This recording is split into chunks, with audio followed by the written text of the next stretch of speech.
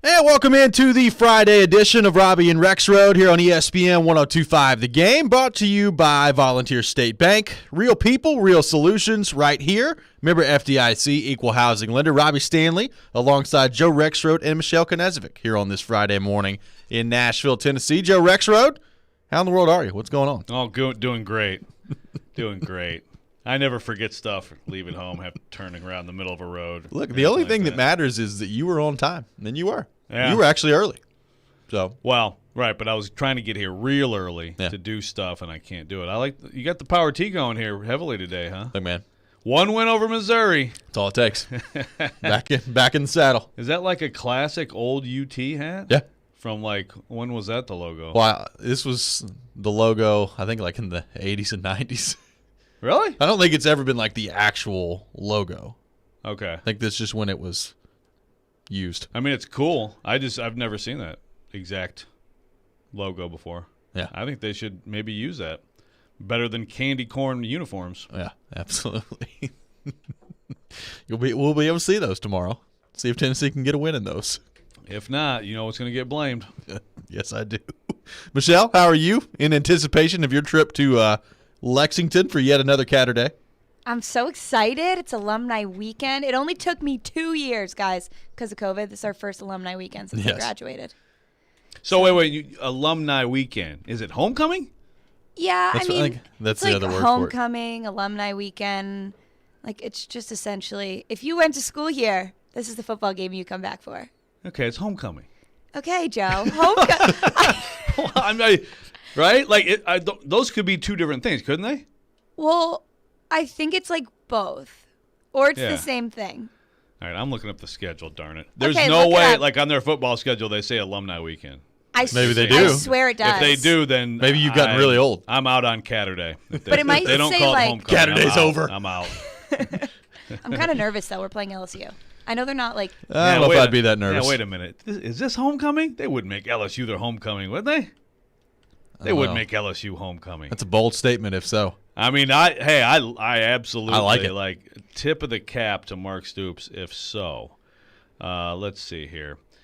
It doesn't say. I'm going to assume it is. I'm going to roll with that assumption. I think it is. We'll say it is. Kentucky Coach football has evolved to the point where they look at Coach O and say, you know what, man? I know you won a national title 2 years ago, one of the greatest teams we've ever seen. We don't really think you're all that great. Yeah, you're homecoming. You're our homecoming opponent. Have some. Orgeron. I like it. I don't know that there's no way, right? I'm looking and it doesn't say that. All right, now I'm really, this is just going to be rabbit hole. Rabbit hole, here we go. Not going well for Butch Jones. No. Rexrode. It is. Oh, yeah, it is. It's homecoming. Wow. Coach O, yes, you are just being punked by Mark Stoops. I don't know that I've ever liked Kentucky football as much as I do right now in this moment. What are you talking about? We're homecoming. I mean, 2 years after he had the greatest team ever. He's Kentucky's homecoming opponent. Well, that's a pretty that's quite a fall. Yes, he might get fired too, for real. He very well might. We'll see what happens on that front. Butch Jones not going well right now at Arkansas State. They got crushed by Coastal Carolina last night. They've been crushed quite frequently this year. Well, it's year one. It is. Do you follow G-Man Vols? Yes. So G-Man Vols is one of the Vol Twitterers that I wrote about last year, and he's hilarious. He's probably the best Vols follow, I think. Right? Is he the best Vol Twitter follow? Yeah, he's up there. I mean Big Orange Mac. Big Orange Mac is number one, but you know what I mean. But like some people shouldn't follow him, like minors, you know, yeah, for example. Like anyone under the age of 18. Yeah, or anyone with, you know, like a weak heart or, you know, doesn't like semi-porn on their Twitter feed. But yeah, G-Man Vols. Did you see this picture he tweeted out of Butch? No. It's just just look at his feed. It just says things are going great, and this picture of Butch yelling at a player. And my goodness, Butch, I think that red face back. I think interning may have suited you better. A little stressed out, old Butch Jones. Well, someone made the point last night. So that there's an example of a game that I wish could have been, you know. Holy crap! I see it now. Yeah. There's an example of a game I wish could have been eligible for us, because this is where Vegas can sometimes fail. This is where Vegas, you know, I mean, come on. Vegas, they know the ins and outs of Power 5 and everything, but you get into like the Group of 5 or even some of the mid-major conferences and stuff. Sometimes they don't have it pegged as well as you would think. Yeah. That was a 17-point line. For Coastal Carolina, which is a top 25 caliber team. They won by like 32. That team. Yeah, that was easy. That was easy for people who partake in such things. Yeah, that is pay correct. attention.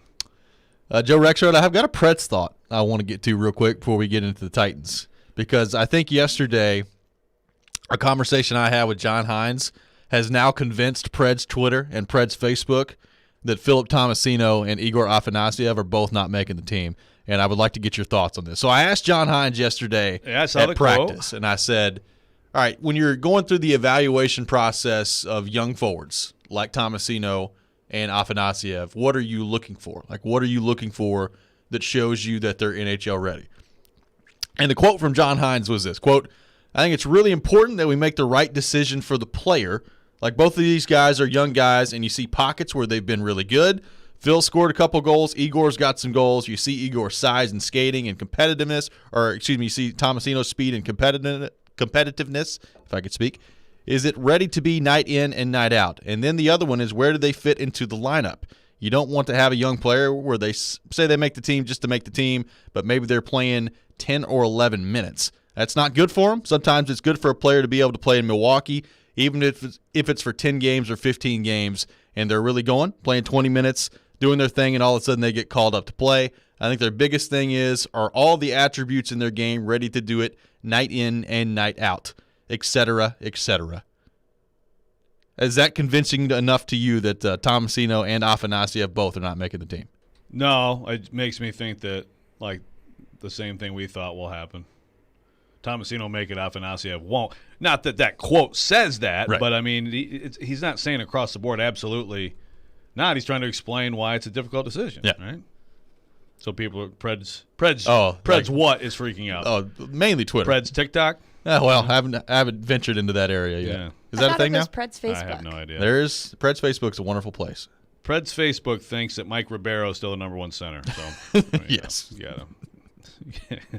Dan Ellis, the goaltender. Yes. There's some immediate responses. Well, I'm not excited about this season.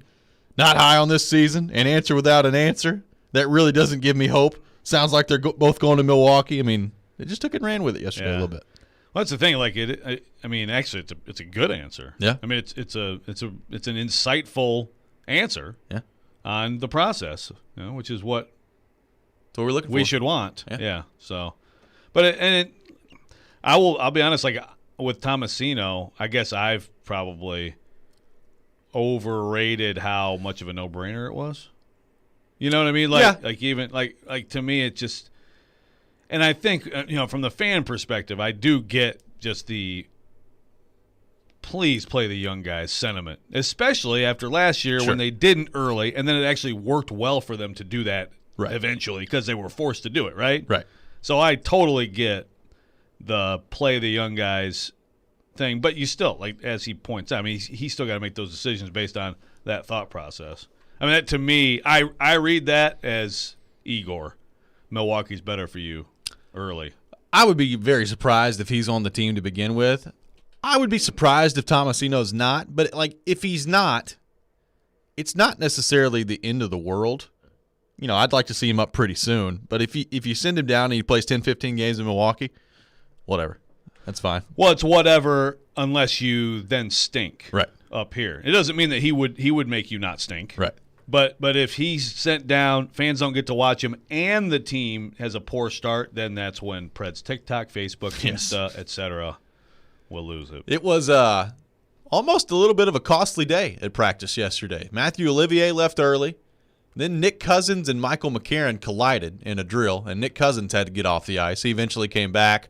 And then Philip Myers got I couldn't tell if he got high-sticked in the face, a puck in the face, or he ran into the wall. But all of a sudden, he's coming off the ice with a nosebleed and slams his helmet into the ground and walks into the locker room. Dang. He eventually came back, too. So not a disaster yesterday, but a lot of people leaving the ice with injuries at practice yesterday for the Predators. They eventually came back, other than Olivier, who did not. That's too bad for Olivier. So, I mean, hockey can be a pretty brutal sport. It can be. And it doesn't get enough credit for that, I don't think. I will say. Like we talk about football collisions and the danger of even just playing the game full go. Yeah. Hockey's right up there. Yeah. You ever have those moments in sports where you feel smart? Something you've said on the radio? You know, I guess. The lines I trotted out there yesterday, every one of them, dead on. At practice Yes. yesterday for the Predators. Nice. So we'll see if that happens in game one. Well There's still done. a lot of time before next Thursday, but we'll see. So the third, I guess. Cousins, Glass, Tomasino. Yeah. Yeah. They were out there done. yesterday. Nice job. What about the D pairings? Got them right. Yeah. Yeah. Dang, man. Goalie. I got the goalie. Got that right. Yep. Nice. Got the goalie. I take that back. I did not get the D pairings right. Fabro was with Ben Harper yesterday. Borvietsky and Benning were together. So, no, I didn't get them right. I got the first two right with Myers and Ekholm. Okay, I got you. I'm like, wait a minute. How many pairings do they have? Okay, right. There's a lot. Yeah. I got some depth there. That is true. How about that Titans injury report yesterday, Joe Rexrode? Some positive news. A.J. Brown, full participant. Bud Dupree, full participant yesterday at Titans practice. That's got to make you feel pretty good if you're a Titans fan heading into this game, that both of those guys were a full participant on Thursday. Well, yeah, absolutely. It was really a better day for the Titans. Certainly, it's also hilarious that it goes up to 23. Now, Yes. one person you're adding is Derrick Henry, not injury-related rest, which is going to be once a week. Yep. But then Tyson Brilo foot comes back. But yeah, I think the big news. This is the most Bud Dupree has practiced in a week. So that bodes really well. And honestly, that's the best news of the week. We'll see. I'm still with hamstrings and stuff. It's still like, let's see. With A.J. Brown, it looks like he's probably going to play. But with Bud Dupree, I don't think he's doing all this stuff if he isn't good to go. And that's, again, who knows? Who knew? I mean, that could have been weeks. Yeah. You just don't know. So I look at both those guys being full this week, and I do look back at the Jets game and say, what if that was the Chiefs game? Would they have given it a go? Yeah. Maybe, but they didn't. And they may be better for it now. I mean, that certainly would help you a lot on both sides of the ball in this game that you can't lose to have both of them. Let's go to our text line, driven by WilsonCountyHyundai.com. Carol in Clarksville texting in. I don't get to listen much as I'm driving to work, but as a middle school teacher, I love Joe's parenting comments. We love Joe's parenting comments, too. Well, hey, I mean, I can do parenting hour if there's enough demand for it. I've got all kinds of thoughts on the perfect parent. Because really, that's what I am. Really, that's what it all boils down to. Let them watch R-rated movies when they're 7. That's one of my big bits of advice. That's right. We're off and running here today on Robby and Rexrode, taking your thoughts on our text line, driven by WilsonCountyHyundai.com, 615-737-1025. Speaking of Bud Dupree, had some very interesting comments yesterday about his injury. We'll react to that when we come back. This is Robby and Rexrode here on ESPN 1025 The Game.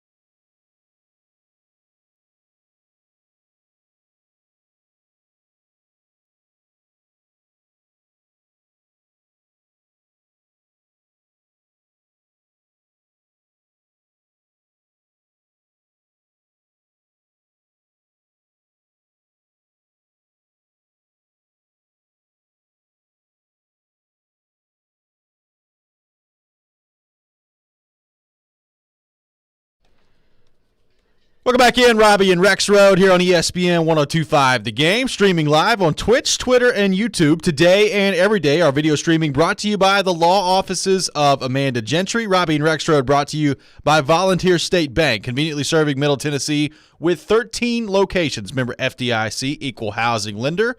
Looking ahead to Titans and Jags coming up this weekend. And as we said, Bud Dupree on the field both on Wednesday in a limited capacity and then a full participant yesterday for the Titans at practice. So feeling pretty good about Bud Dupree and his potential availability coming up this Sunday.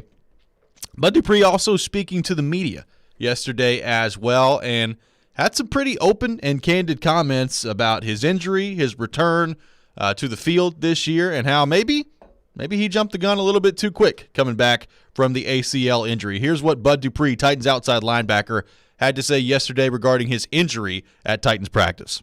Because I'm pretty much up on my recovery. I think it's just timing.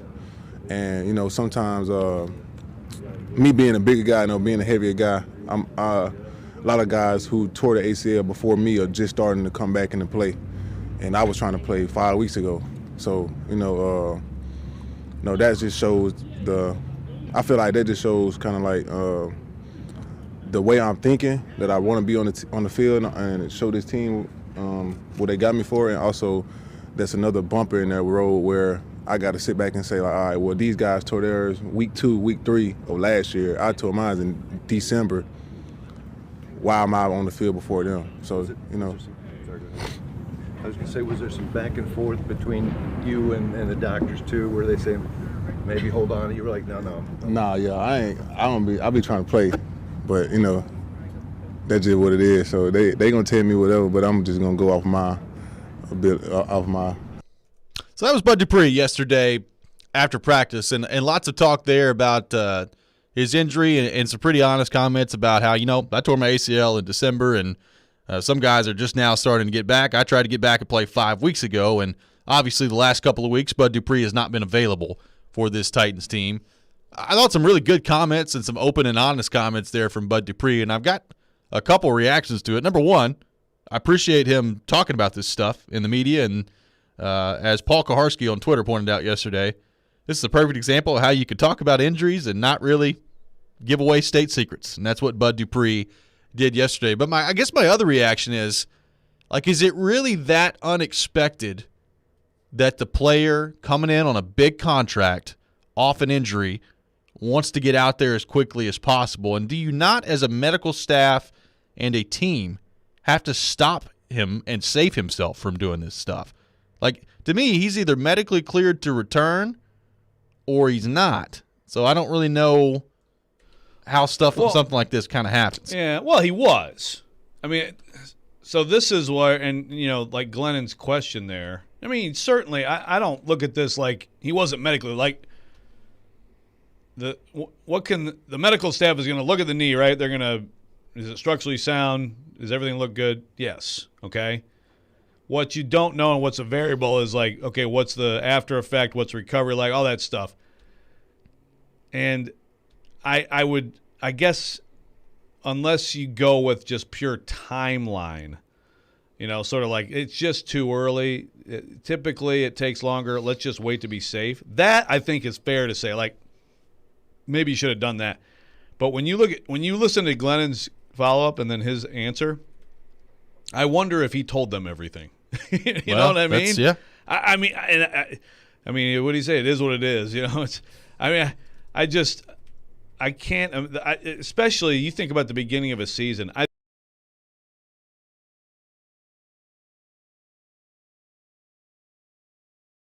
If you could be ready this week, it would be awfully nice. Maybe a coach says that to a player or whatever. But, when you're starting out a season, and that's why medical people, it should just be them in their own little bubble, and everybody else leave them alone. They're going to make the call and stuff like this. I mean, it's not like there's some huge pressure. Certainly pressure, like John Robinson paid him a ton of money, but he paid him a ton of money to be here a long time and be a top pass rusher for them for more than September of 2021. So it reads to me like he totally understandably wanted to come right in, wanted to make an impact. He's getting asked these questions about playing with TJ Watt, and he wants to show people what he can do. And I mean, I think it is easy to Monday morning quarterback this and be like, you know what, just the timeline alone, just don't let him do it. But if you're a medical person and you're checking everything and it's all good, and then you're asking him, he's like, I feel great. What do you do? That's a good point. I don't know. I mean, I get it's an interesting, like what's protocol there? And at some point, don't you have to like listen to who you're talking to, Yeah. who you're examining? I don't know. It's too bad because he's right, and maybe, I mean, honestly, I think back on it too, and it's like we asked about it, we talked about it, but maybe enough wasn't made out of the fact that this guy had an ACL in December, and he's like, I mean, he was full go for a lot of practice. Yeah, well, I remember week 1, our conversation was, man, Taylor Lewan looked pretty bad in week 1 coming off the ACL. And then you got Bud Dupree on the other side playing every snap. And, Bud Dupree, I mean, he didn't have an amazing game against Arizona or anything, but he had moments where he looked pretty good. Yes, he did. I mean, he had moments where he gets sacks if it's not Kyler Murray hopping around. Yeah. On him, So, but then, yeah, that's the whole thing. And, I mean, I've never had, an injury like that, like an ACL. I mean, I had patellar tendon, but that's not the same thing. But, like, recovery is what people always talk about. You can feel good, you can do all that stuff, but then – what are the next few days like? And that position, is such a plant the foot in the ground and laterally, and explode and laterally, all that. I mean, gosh, it's such a strain on a lot of things, including the knees. It is, and I guess now, it's if this is it and Bud Dupree comes back and he's healthy and these issues don't crop back up, I don't guess it's really all that big a deal in the grand scheme of things that he missed 2 weeks. Hopefully he's coming back and he's healthy and he won't have to go through this type of a protocol again where, he plays on Sunday and then he's not able to go against Buffalo because the knee's not responding well. At the end of the day, that's not really that big a deal if he misses these last 2 games. But I just hope for his sake, for the Titans' sake, that if he's able to get back out there on the field this week, that's it. The knee responds well, and this is not a continual issue all season long. Well, and you also hope that the past 2 weeks have kind of been the medical people asserting themselves more than, wow, this is really a problem. Maybe like, you know what? If you're struggling this much, that shouldn't be that way. Let's shut it down for a little bit. I mean, that's where, you want them to step in. Again, maybe they could have earlier too. I mean, I think it's fair to wonder about that. But it's just, for the most part, in college and pro, there is pressure, I think, from coaches to medical people sometimes, and there never should be. There is. But I just can't imagine that was the case here. Yeah, because, I mean, even from the Titans standpoint, wouldn't you rather be overcautious with it? Yes. And it not burn you later down the road, even if that means he misses the first 3-4 weeks of the season? I mean, that would be the way I would hope they would approach it. No question. And remember, going into the season, they had Roberson playing pretty well in camp. They had Rashad Weaver they had just drafted. Yep. So it's not like they were, in the position they're in now, which is like having no depth at all. So, yeah, of course you want him from the start, but I can't believe anybody but him was absolutely gung-ho that he's got to play the opener. And now we'll see if he can play on Sunday. The full participation yesterday, I got to say, that makes you feel good. I think if you're a Titans fan, that he's going to be out there. Again, it's the only week that's been the case with him. So that would suggest that this time off has done him well. Make sure you support Stars on Saturday, October 16th by running, walking, or boogieing in the Nashville Striders 21st Annual Shelby Bottoms Boogie 15K and 5K Run Walk at Shelby Bottoms Park. This event is perfect for the avid runner as well as the casual jogger, or you can show your support and participate virtually. For more information, visit starsnashville.org. When we come back, we'll continue the conversation on the Titans, including Derrick Henry's freakish pace that he's on. A little bit more info on that coming up next. Got some tickets to give away on the other side as well. This is Robby and Rexrode here on ESPN 102.5 The Game.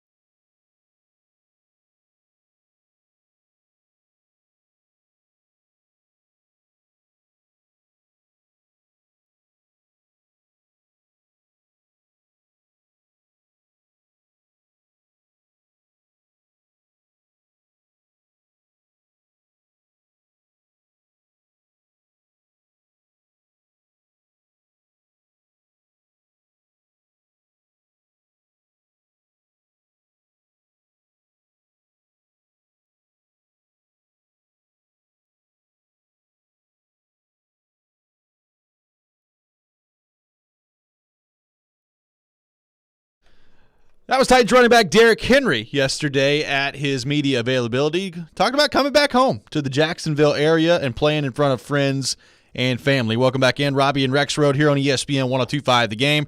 Brought to you by Volunteer State Bank, now with 2 locations in Murfreesboro. Visit their brand new Murfreesboro location at 2019 Memorial Boulevard. Member FDIC, equal housing lender. Joe, before we get back into Derrick Henry, we have some tickets to give away to see the Predators take on the Carolina Hurricanes coming up at Bridgestone Arena on Saturday, October the 9th, which is tomorrow. Be caller number 5 at 615-737-1025, 615-737-1025. Caller number 5 will win a pair of tickets to see the Preds and the Hurricanes coming up tomorrow night at Bridgestone Arena. And, it's actually tomorrow afternoon. It's a mistake on my part. 3 o'clock tomorrow. There you go. It's in between. It's kind of late afternoon, so That's you're right. not too far off. So hit up our phone line driven by WilsonCountyHyundai.com, 615-737-1025. So let's go to our text line driven by WilsonCountyHyundai.com. Michael in Madison texting in. How realistic is it that Derrick Henry could break the single-game rushing record of 296? Where's the pace that he's on in terms of the trajectory of his career that seems to be one of the only records that nobody really talks about? There have been a few times against the Jags and Texans I thought he might break 296 before. I thought that maybe there was a shot. Oh, yeah. It could happen. Oh, yeah. I mean, basically, it's like one more home run Yeah. in some of those games. I mean, I don't know how you can ask him, like, after the 99-yarder, hey, can you do that again? Yeah. Although didn't he have like a 60-yarder in that game too? I thought he did. I think he might have. Ridiculous. No, I think that's possible. It's also like, I don't really remember the Adrian Peterson. Forever the Walter Payton 275 stood. Yep. I mean, that stood from the late 70s for a long time. But like the Adrian Peterson, man, if you get to 296, don't you have to somehow get him to 300? Yes. Don't you have to get that one more carry to get to 300? Yeah, Derrick Henry, only back to ever have 300 in a game. I think that's on the table. It's got to be one of those games. And really, again, just like last year, a bad defensive Titans performance would actually be a good might part help of that. Like a Titans defense that gives up some quick touchdown drives. Yep. So you have to, keep pace. You have to keep going offensively. Like you're holding a slim lead. They keep scoring quickly. You keep having these long drives where you're running the ball. The defense is exhausted. And then, you get a couple bombs out of it, 60s, 70s. You get like 120 to 140 yards on 2 carries.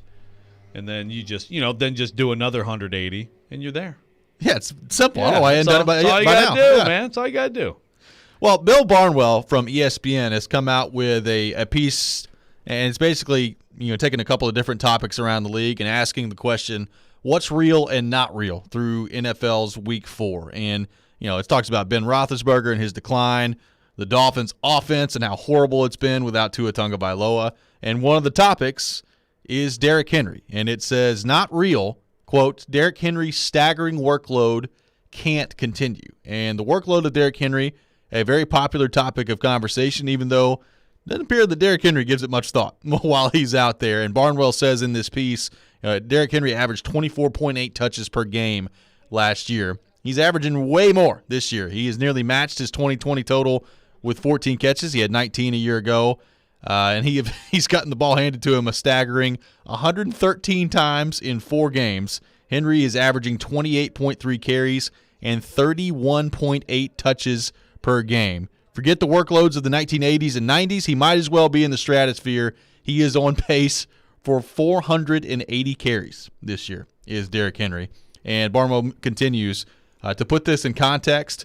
His 113 carries to the first 4 games of the season are the 5th most in NFL history, and most of these backs came in either the 70s, the 80s, and I think one exception in the early 2000s was Ricky Williams. So run the ball a lot out there. But Bill Barnwell saying, you know what? He's not that worried about Henry's workload taking a toll on him this year. Yeah, well, and this has become, I mean, even now, whenever workload, I mean, I think last year at some point I asked a workload question, and he was like, what do you think? But basically, I don't care about it. And like last week, he's like, you guys keep asking about workload, and it will continue to be asked, but he's out on it and out on worrying about it for sure, which is, I understand. We just talked about Bud Dupree saying, no, I'm ready to rock week 1. Let's go. Yep. Coming off an ACL. I mean, for the most part, players are not going to, like, why would Derrick Henry worry about it? I think the Titans still should to some extent. I mean, just history tells you, is Derrick Henry like anybody else? No. He is still a human being, I think. So, Mostly. Yeah. Somewhat cyborg, mostly human. I still think the Titans, whenever they can, should try to give him a break. Yep. And again, now if I say that, then I can't then say, how the heck was he not on the field on whatever. Right. And yet I probably will do that too. So there you go. Speaking We're all hypocrites. Speaking of Derrick Henry, we'll be joined by Titans running back coach Tony Dews to begin the 7 o'clock hour. So looking forward to getting his insight on this topic. But as Barnwell points out in this piece, Derrick Henry at the moment averaging 127.5 yards per game rushing. That's actually almost a yard higher than he was this time, or not this time, but last year he averaged 126 per game. He is down almost a full yard per attempt this year. Last year averaging 5.4 yards per carry. So far this year, albeit through 4 games, 4.5 yards per carry. Well, there's a lot of, and I think this goes to a couple things. I get this is who they are, as Todd Downing says and they say. But I do think when you're predictable and you have a whole bunch of 1s and 2s, that is a hit for him every time. Yeah, he punishes people, but you know what? When he gets into a gang tackling situation and then the second guy and the third guy are trying to put pops on him, which happens. I mean, guys, especially early in games, they want to hit him. They try to hit him. I think that's the kind of work that I think can be more of a toll on him, and it also isn't productive. So, I'm not saying altogether just hold off and just make him a second half player. I'm not saying that, but I do think a little bit more mixing it up. I understand the cumulative effect of if you keep pounding the defense, eventually they're tired. I think they'll be tired anyway. Yep. I think if you have drives and whatever you do in those drives, certainly Henry is going to be part of that, but they're going to have a tougher time tackling him in the fourth quarter of a game if the Titans have possessed the ball a decent amount. Is he part of the possessing the ball? Absolutely. But I think you can mix it up a little bit and maybe not give him so many 1s and 2s with 6 guys tackling him early in games on first down. That might help everyone. Well, and it's also, what is this going to look like as maybe more bodies become available? Like if Darrington Evans can play this week, how many snaps is he going to take away from Derrick Henry? If A.J. Brown's back on the field this week. Because remember, you're talking about now the Seattle game where he just took over in that game, and you'd probably been stupid to not continue to give him the ball in that game. The Indy game, A.J. Brown basically missed the whole game, and he was there for the first quarter, but he basically missed the whole game for A.J. Brown. So, that's one of your top weapons offensively, and then Julio goes out in the fourth quarter. You got to give him the ball. Last week, you didn't have Julio. You didn't have A.J. Brown. You knew Derrick Henry was going to get the ball a ton. So I wonder, as some of these guys hopefully start to come back, is he still getting the ball 31.8 times per game? Yeah. Well, I will say, though, with the Indy game, I think situationally he was going to get the ball anyway. Yeah. Those guys could have been available. And you would have – obviously the defense would have had more to think about, but you're leading a tight defensive game, Derrick Henry, and he's going to get the ball. Yeah. That's the thing. You want him, in a lot of these situations, and sometimes he brings you back and then wins it like he did at Seattle. The Jets game, he was great. He's got to be a key part of your offense in the second halves of these games. So I think the first half is where you can cut it back, and I think you're right. I don't know, though. Is Darrington Evans going to – if he's full go, is he going to have a role that's beyond what McNichols' role is? I don't know. I don't know. Maybe.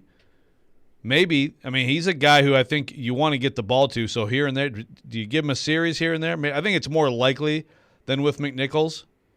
But I still think maybe he's third down back plus. Third down back, and then here and there gets a carry. Well, and this is kind of what I alluded to heading into the season is even if this at some point was a plan for the Titans to cut down on his carries, to cut down on the workload, that's great to have a plan. I don't know if that was the plan for the Titans or not, but let's just say that for the sake of this discussion that maybe it was. It's one thing to plan it that way. It's another thing when the game starts going to see the effect he's having on the defense and then say, yeah, I know he's wearing them down, but we're not going to give him the ball. I could see where that would be very difficult for Mike Vrabel and Todd Downing. Of course. And they never really have, unless I missed something or forgot something, they never really have said it was a plan. Different than Harold Landry, where they actually did say last year that's the plan, and then they didn't follow the plan because they couldn't follow the plan because they needed him on the field every snap, And it's just got to be tough when you're in the middle of these games that are very hard to win to not use your best player as much as possible. Yeah. Let's go to our text line driven by WilsonCountyHyundai.com. Chris texting in. Joe wants 20 targets to his man crush NWI, so the new game plan would be to throw to NWI for the first half and let Henry run for the second half. Sorry, I forgot to add #sarcasm. Is that what Joe needs to see to know that I am not serious? Well, that's a good point, but let's also you can do a little jet sweeps to NWI. Yeah. Direct snap. You can throw him in the Wildcat. You can put him wherever. Do a little flea flicker, have him throw to Tannehill. I mean, there's a lot of different things you can do other than hand the ball to Derrick Henry. But yes, you're right. NWI should be involved. By the way, will NWI play? That's a good question. He was back on the field yesterday. Yep. If Reynolds is building on last week, which I think was mostly good, although there are a couple balls you want to come away with, and then Marcus Johnson does come back this week, and A.J. Brown is back this week. I think you still got Chester Rogers. Is NWI even on the field at wide receiver? He falls down the depth chart, I would think. Again, that's the only thing that you don't know what that is, Marcus Johnson. It's been a while. So are they going to – again, it's just like Darrington Evans. Darrington Evans and Marcus Johnson are the two guys who repeatedly in camp, in practice, with the key guys were really good. Like, they should help this team. But it's like you're telling people this, but it's like, okay, I haven't seen any of this. I haven't seen any evidence of this. We'll continue the discussion on the Titans and the offense and Derrick Henry when we come back. Taking your thoughts on our text line, driven by WilsonCountyHyundai.com, 615-737-1025. Are you at all concerned with Derrick Henry and the amount of touches that he's had so far through 4 games? Hit up our text line, 615-737-1025. This is Robby and Rexrode here on ESPN 1025, The Game.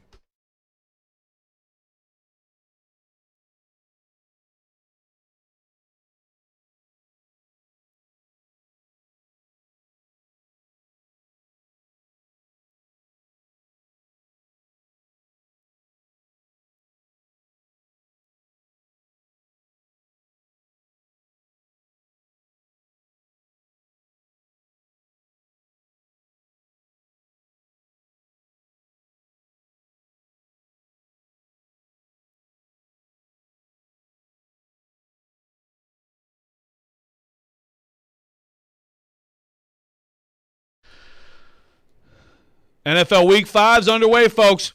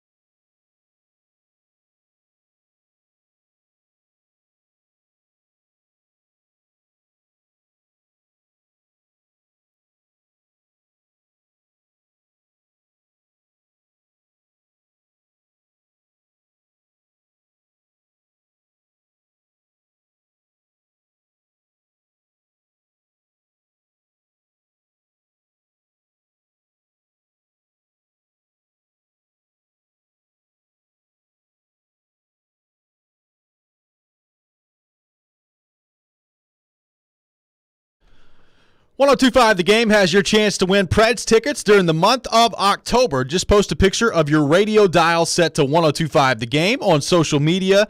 Tag the game and use hashtag TicketDash. Once again, that's hashtag TicketDash to be instantly qualified to win. Show us your dash, brought to you by Social Furniture. Support local, support social. Welcome back in. Robby and Rexrode here on ESPN 1025 The Game. Brought to you by Volunteer State Bank. Real people, real solutions right here. Remember, FDIC, equal housing lender. We're going to be joined to begin the 7 o'clock hour by Titans running backs coach Tony Dews. So looking forward to that conversation. Talking a lot about Derrick Henry right now. What do you think Tony Dews feels about Derrick Henry's workload? I know that every time he's talked to media, he's been asked about it. I can tell you that much. I'm sure that he has. It's kind of the same general, the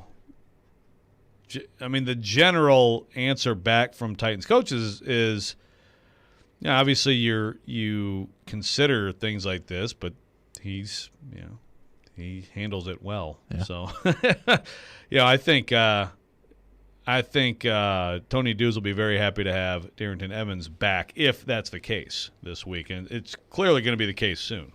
Will from Nashville texting in on our text line, driven by WilsonCountyHyundai.com. Speaking of NWI, did y'all confirm the pronunciation? We did. Yeah, Akina. We are correct. Nick Westbrook Akina. Nick Westbrook Akina. So everybody saying it wrong is wrong. What was the other one that people are messing up here recently? Ola Daney. Yeah, Daney. No, I was messing that up myself, but we got that one confirmed. Everything else? Afanasiev. Yeah, got that figured out. We've been pretty strong in the pronunciation game as of late. Yeah, there will come a time where that's not the case. So I'm not going to take a victory lap or anything, because there will be a time where I don't do it right. But we're not going to guess. See, No. The problem is people guess. Now I was guessing like with a Daney when I was calling him a Denny, right? Yes. But then you ask and you find out. The unforgivable thing is when it's been widely reported that a starting quarterback in the NFL, his name is Mariota, and idiots all over the league keep saying Mariota. Just decide anyway. We're going Mariota. Yeah. It's got to be Mariota. Well, maybe if he'd thrown the ball better, everybody would have known his name. Exactly. Yeah, you were probably happy they mispronounced his name. Love you, Marcus. Hope your recovery is going well at the moment. I'm sure he appreciates that. I'm sure that he does. So Derrick Henry has been a nightmare for the Jags, really, ever since he came into the league. Like, even when Derrick Henry wasn't a starter, in his spot duty against the Jags, it always kind of felt like he ran the ball really well against them. So obviously, this is a game that means a great deal to him. I would anticipate on Sunday that he's going to have another game where there's a lot of success on the ground for Derrick Henry and the Titans in this game. As you look at him and the resume that he's continuing to build right now, we've talked so much about the Hall of Fame discussion and where he fits in the great running back discussion too. I mean, he's 27 years old. He's right back at it again this year. At this point, I'm not concerned about the workload. I mean, didn't Todd Downing say yesterday, like, you know, one thing I've never heard in my headset is, hey, Derrick Henry is getting way too many carries. Pretty good, yeah, pretty good quote. I would anticipate that he's still going to be fed the ball a lot this year. I don't get the sense that Titans fans are all that worried about Derrick Henry and the amount of carries that he's gotten. No, I think, but I think it's, I don't know. I think some people might be. I mean, just again, I'm not sitting here saying like, oh my gosh, they are just wearing him into a nub or anything like that. I just still think you want to try to be proactive, and it will be very much Monday morning quarterbacked, though. Oh, yeah. You know, if he gets hurt or whatever. Now, of course, if you get hurt on an injury, then that can happen if you have one carry in a game. Right. But does it become more likely to get hurt when you're taking this kind of punishment? I would say so. Yeah. But no, I think you're right that most people aren't too worried about it.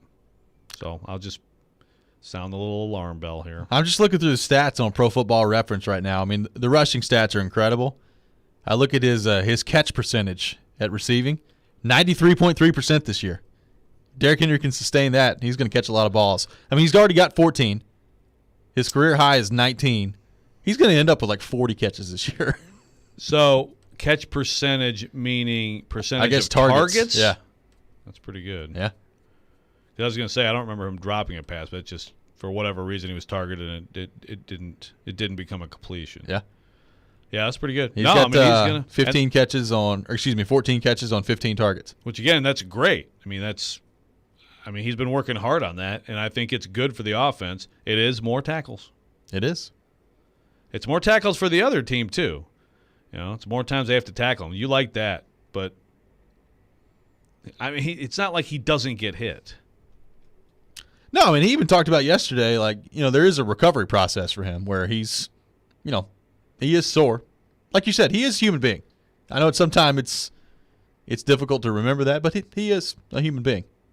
As much as it doesn't seem like that's the case at times. Yeah. I'm trying to find what his over-under is on the FanDuel Sportsbook. I bet it's pretty high. Over-under for this week? In terms of rushing yards. 141. You think that's it?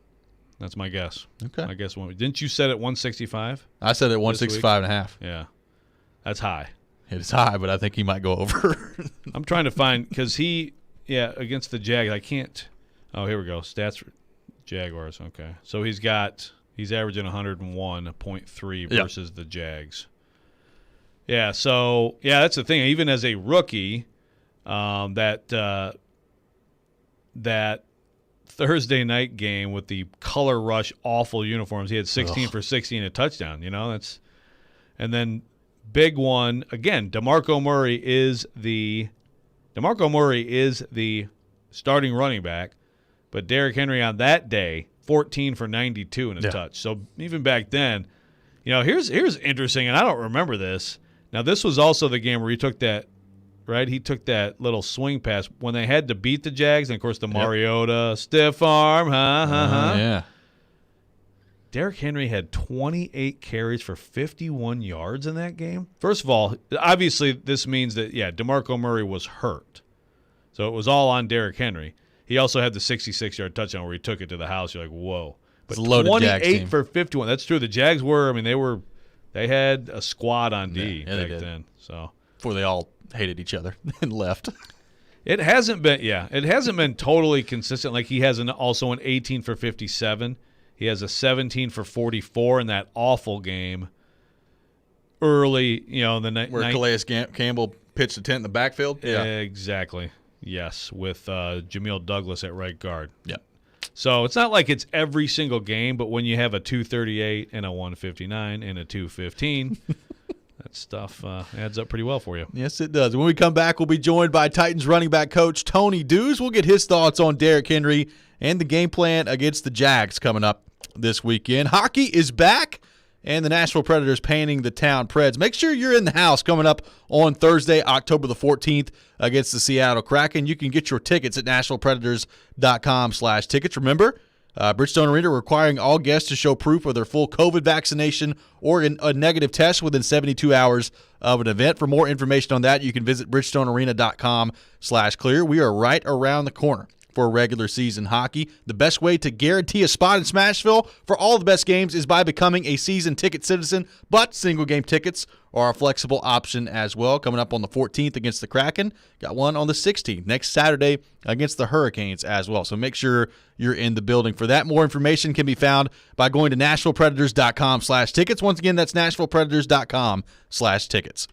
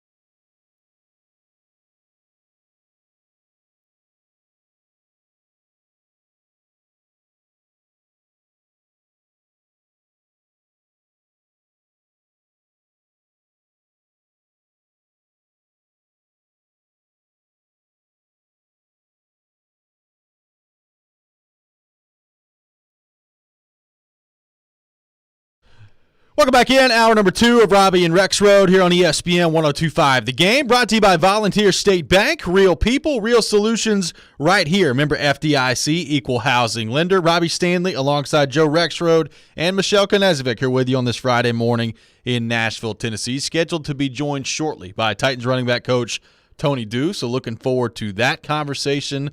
We'll get his thoughts on Derrick Henry. You talk about somebody who works with Derrick Henry on a daily basis. I'm interested to know just what that's like and to watch that guy work, because purely watching that guy work on Sundays and from some of the workout videos he posts, I enjoy it. It's a lot of fun to watch Derrick Henry do his thing out there every week. Yeah, and Tony Dew's, obviously has a lot of insight on like all the little technical aspects of the position. I learned a lot from him. I guess it was during probably their playoff run a couple years ago, trying like what does it mean, outside zone? Like what does that mean to be in a zone scheme, and what are the keys? It's interesting. It's actually way more complicated than you might think, and it's not simple to just pick it up in a snap, which is part of, I think, the story of the 2018 season for Derrick Henry, along with all the stuff that he's talked about. Eddie George, you'll keep your legs moving after contact and all that stuff. Basically, start trucking people like you used to truck people. Yeah, it's the NFL, but you can still truck these people too. Yeah. But also the nuances of the zone scheme. It took some time, and now obviously they're to the point where it's like, all right, you can.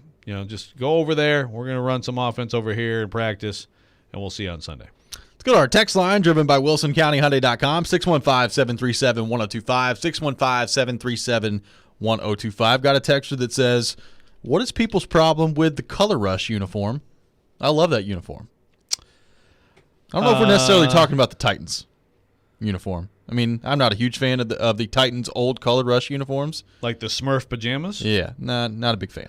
I mean, but yeah, they're better than some. Well, they're better than the Jags mustard ones they threw out there. I mean, that was an abomination. It was awful. It was mustard diarrhea. Yeah, it was awful. It was someone who ate too much mustard and then painted a uniform. Maybe so. Hey, maybe the Jags bring those back this week. It's been that type of a week for them. There you go. Would Duval be excited about that? They're breaking it down with Grind heading onto the field on Sunday afternoon as Trevor Lawrence breaks the hole. Oh, man. Yeah, when I saw it, by the way, I watched that video. We talked about it yesterday, and then after the show I watched it. There's no question. There's no question that they were laughing afterwards. Yeah, I know. They absolutely were trolling him on purpose. I love it. Look, sometimes you got to liven it up a little bit. Might be my favorite team now. Well, could be. We'll see what happens on that front. Let's go to our 102.5 The Game phone line, driven by WilsonCountyHyundai.com, and welcome in Titans running back coach Tony Dew. Tony, what's going on? Thanks for taking time to join us. Good morning. Good morning. Thanks for the opportunity to speak to you guys and hang out a little bit this morning. I apologize for being a few minutes late. No, all good. We appreciate you taking time to join us this morning. So Tony, we've been talking a lot this morning about Derrick Henry, and obviously it's so much fun to watch him do what he does on a weekly basis for you guys. But I'm curious, as somebody who works with him on a daily basis, how would you put into words and kind of describe what Derrick Henry's work ethic is like and what it's like to work with that guy on a daily basis? Well, first and foremost, I would say that Derrick's an even better person than he is a football player. And so it is a joy every day to come in and have this opportunity to work with him as well as all the other guys. So it's been, every day has been a treat for me, since I got here and started working with him. In terms of how he works, he has an unbelievable work ethic. I've never had to get on or request Derrick to work harder in practice. He goes out every day with the right mentality, right attitude, and then it carries on throughout our group because he goes first in the drills and he kind of sets the tone and everyone else kind of follows suit. So, Tony, I'm wondering if you've done an interview since you've been here, or maybe I guess in the last 3 seasons, where someone didn't ask you about Derrick's workload. So I assume that's pretty much built into every interview. Yeah. Yes, sir. They do. Maybe not the first year, because we also we also had Dion, and there was a time when they were splitting the load a little bit. But then around that time in Jacksonville, Derek obviously had a really good game and kind of took off from there and has never looked back. So that was probably the only time that people did not ask for that first season. But as he got going, every time we talk, someone asked about it. So here's my 27th time. I think I've got 26 before this asking about. But in all seriousness, because we were just talking earlier in the show, I mean, he's on this pace, to break the NFL record for carries. Obviously, he's so important to what you guys do. In your role, at any point, I know on game day is game day. You're trying to win a football game. Your best football player is probably going to be a big part of that. But do you, off-season, during a week, at any point say, maybe it'd be good to just sort of reduce here or there, think long-term, or is that just not part of the thought process? I'd be lying if I say I never think about it or have never thought about it. But at the end of the day, these guys are professional athletes. They take care of their bodies. He, in particular, does a great job of taking care of himself, working in the off season to prepare himself for the season. And then, as we get into camp and things like that throughout the spring, Coach Brable and Todd Torricelli, our athletic trainer, and, we talk along with Frank, our strength coach, and figure out a plan, not just for Derek, but for all the guys on the team. Because certainly Derek's at a point now that he's established himself. So we work through, the group of us work together and try to, along with Derek, and try to figure out what's best for him. And then he does a great job communicating with the training staff, the strength staff, and Coach Braves about where he's at and how he's feeling. And then Coach Brable will put together a plan each week, and we all communicate, and, we work through it. And he's done a great job. And, the big thing in anything that you do in life, as long as you communicate, you typically can work through things. Titans running back coach Tony Dew is on the line with us, driven by WilsonCountyHyundai.com. And Tony, Derek's obviously been very vocal about working to improve as a pass catcher. I'm just wondering, from your vantage point, how much improvement have you seen out of Derek in that area? And how much of a weapon do you think he can be for you guys this year in the passing game? Well, again, anytime you work at something, you're going to improve. And so that's been something that he has worked on, he's wanted to work on. I enjoy working on whatever it is that we look at with every individual player. Obviously we want to take their strengths and enhance them and find out whatever weakness they may have and find a way to correct it or make it better. So he's focusing on it. And in terms of being a weapon, I think anytime we've seen Derek, what he can do when he has the ball in his hand. So anytime he gets an opportunity to help the team with the ball in his hand, whether it be catching it or handing it off to him, obviously he's going to try to take advantage of those opportunities. And he is the kind of player that can score from anywhere on the field. So the big thing we've talked about is just being available for the quarterback. Over the years, whether it was Matt, Arthur, or Todd, there are ways and times that they're planning or scheming things up in order to get him the ball. And then now there are times if you're not the primary receiver, I keep talking to all these guys about just be available for the quarterback and work at it. And then when you get that opportunity, take advantage of it. Tony, during the playoff run a couple years ago on the way to the AFC title game, I spent some time with you talking about Derek and about specifically in Derek in this scheme. And I learned a lot talking to you about what he sees, what he has to see, like an outside zone run, for example, a bread and butter play for you guys.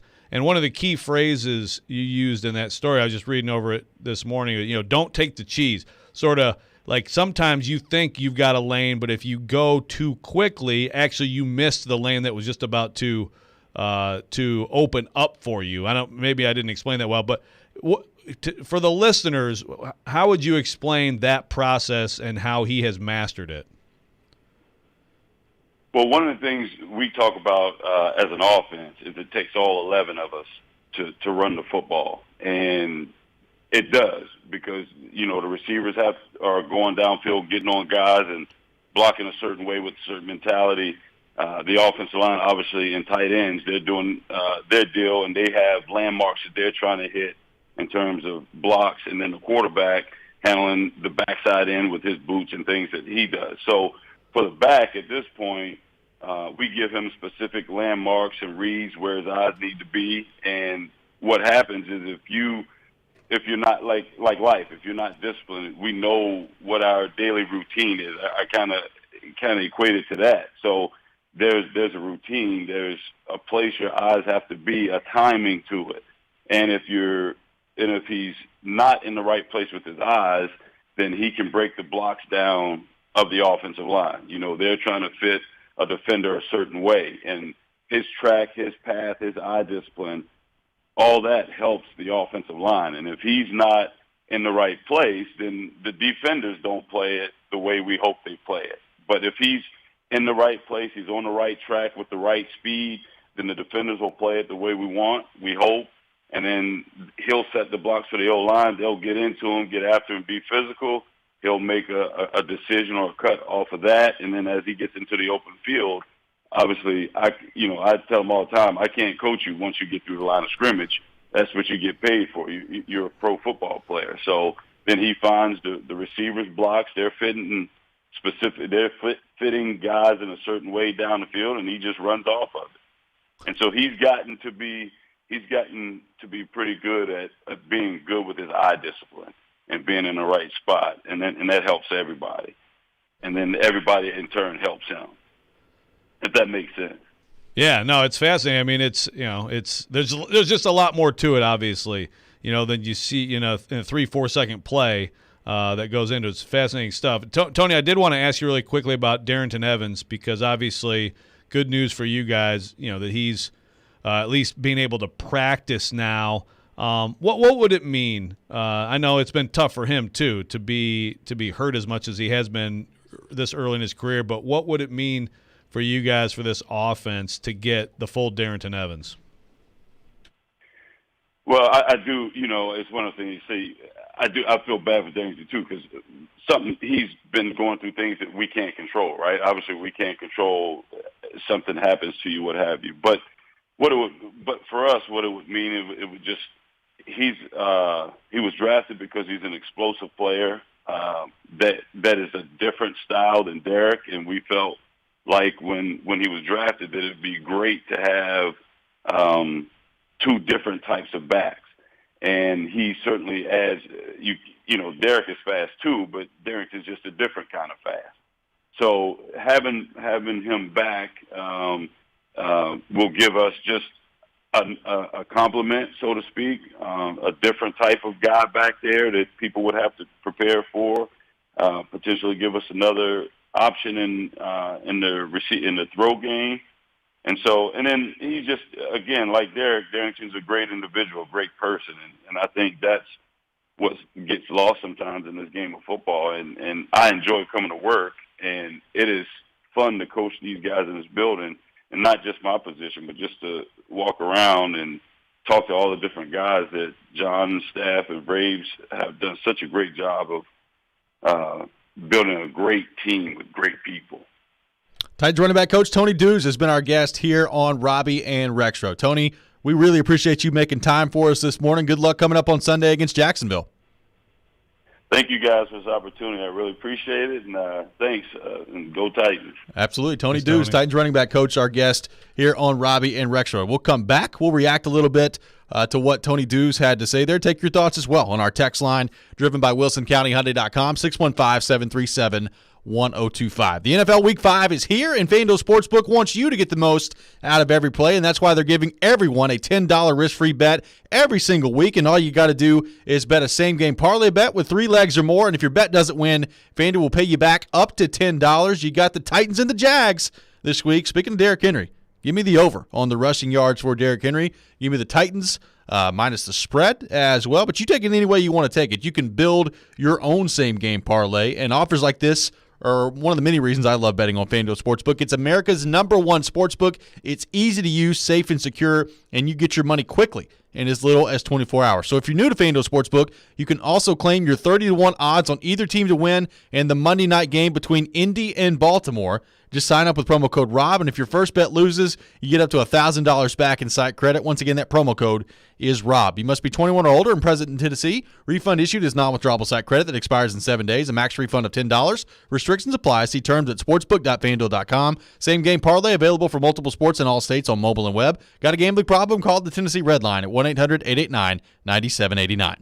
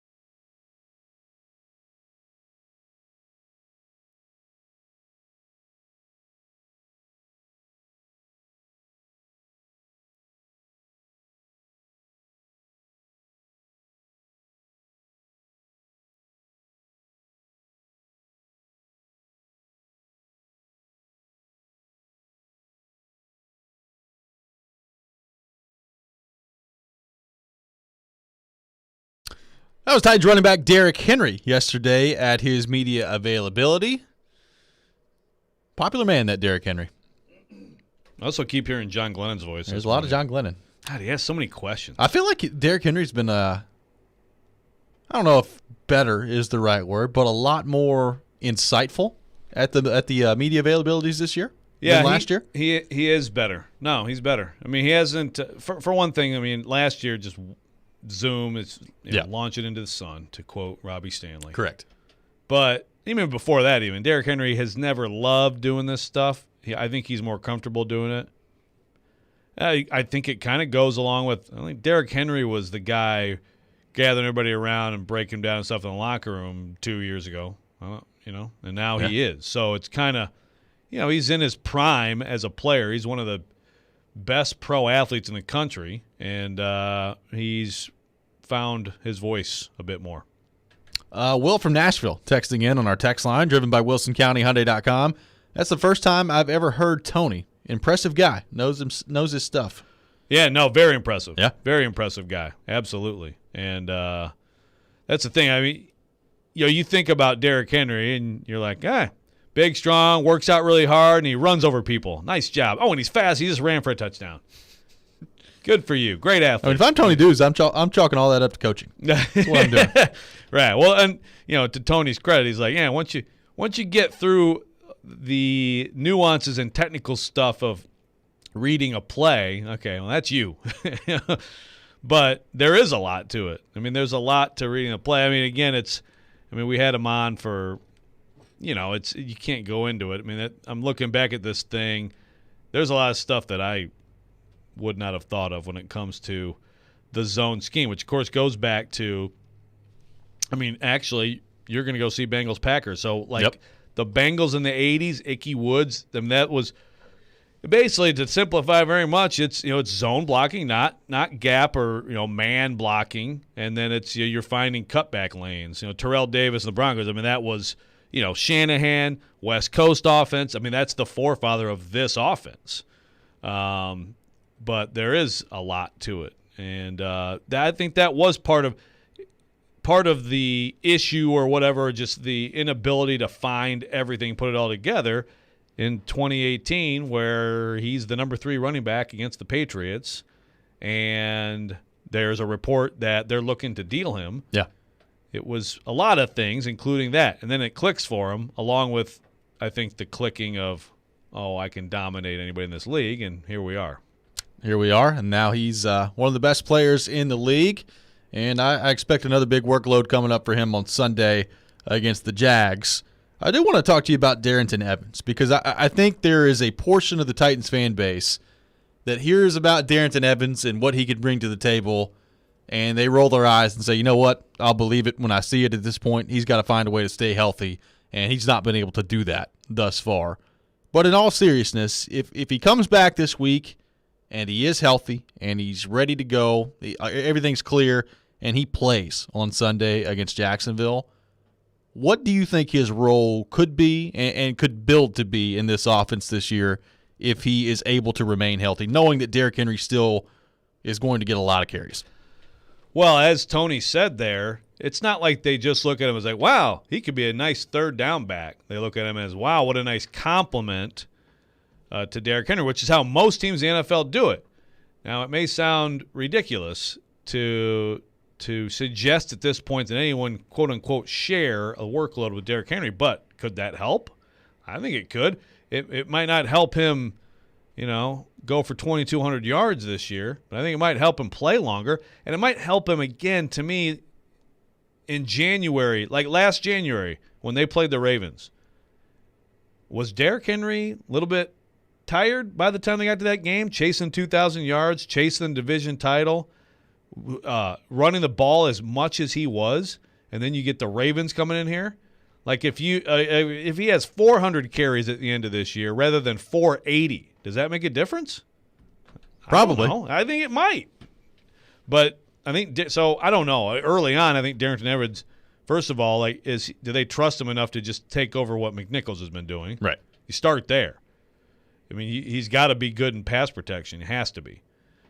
He is good in the open field, catching the ball, running the ball. He's a threat, a much bigger threat than McNichols. But can they trust him? And then does it get to the point where it's like, you know what? This guy's too good to not give him a series every once in a while. I think that would be best case scenario. You don't want to just rest Derrick Henry for the sake of doing it. You'd love to be able to do it because you're like, here's a guy who should get the ball a little bit more. And I think he's talented enough for that to be possible. I don't know when, probably not right away, but at some point. There's also the theory out there that maybe if he's healthy, you can use him and Derrick Henry on the field at the same time. Do you buy into that? Is that something you think the Titans could do, should do? And if so, what does that look like? Is it 2 running backs, or are you lining Darrynton Evans up in the slot and letting him go from there? Like, how do you think they would handle that? Well, they did do that some, I believe, in OTAs. I think I'm remembering that correctly. Minicamp / OTAs, back in the spring. So I think you could do that. I mean, I don't think they're going to go like all of a sudden Derrick Henry's going to line up at fullback. Although that could be interesting. Be like It would probably work. Mike Allstott work done kind of dynamic with the Bucks back in the day. That's right. Yeah, I don't know. I like as a steady diet, no. As a here and there thing, sure. Yeah, I wouldn't. I mean, I'd be surprised if it was a ton. I mean, I love the idea of two backs who are threats on the field at the same time, but then you're taking someone else off on the outside. So, who knows? There are more possibilities that are open if Darrington Evans, and I know it's at this point because he's been hurt way more than not in his career. Yep. I know a lot of fans are probably like, yeah, okay. Right back to me when he actually does something, but he could. He's good enough. Join us in partnering with the Leukemia and Lymphoma Society's Light the Night. Light the Night brings light to the darkness of cancer through hope, research, and support for patients and their families. Through this inspirational nationwide movement, we raise awareness and funding for groundbreaking research and treatment options to eliminate cancer. Nashville's Light the Night will be virtual and take place on November the 4th. You can learn more at lightthenight.org/TN. When we come back, we'll switch gears, look ahead at this weekend for the Vols and the Doors. That's coming up next. This is Robby and Rexrode here on ESPN 102.5 The Game.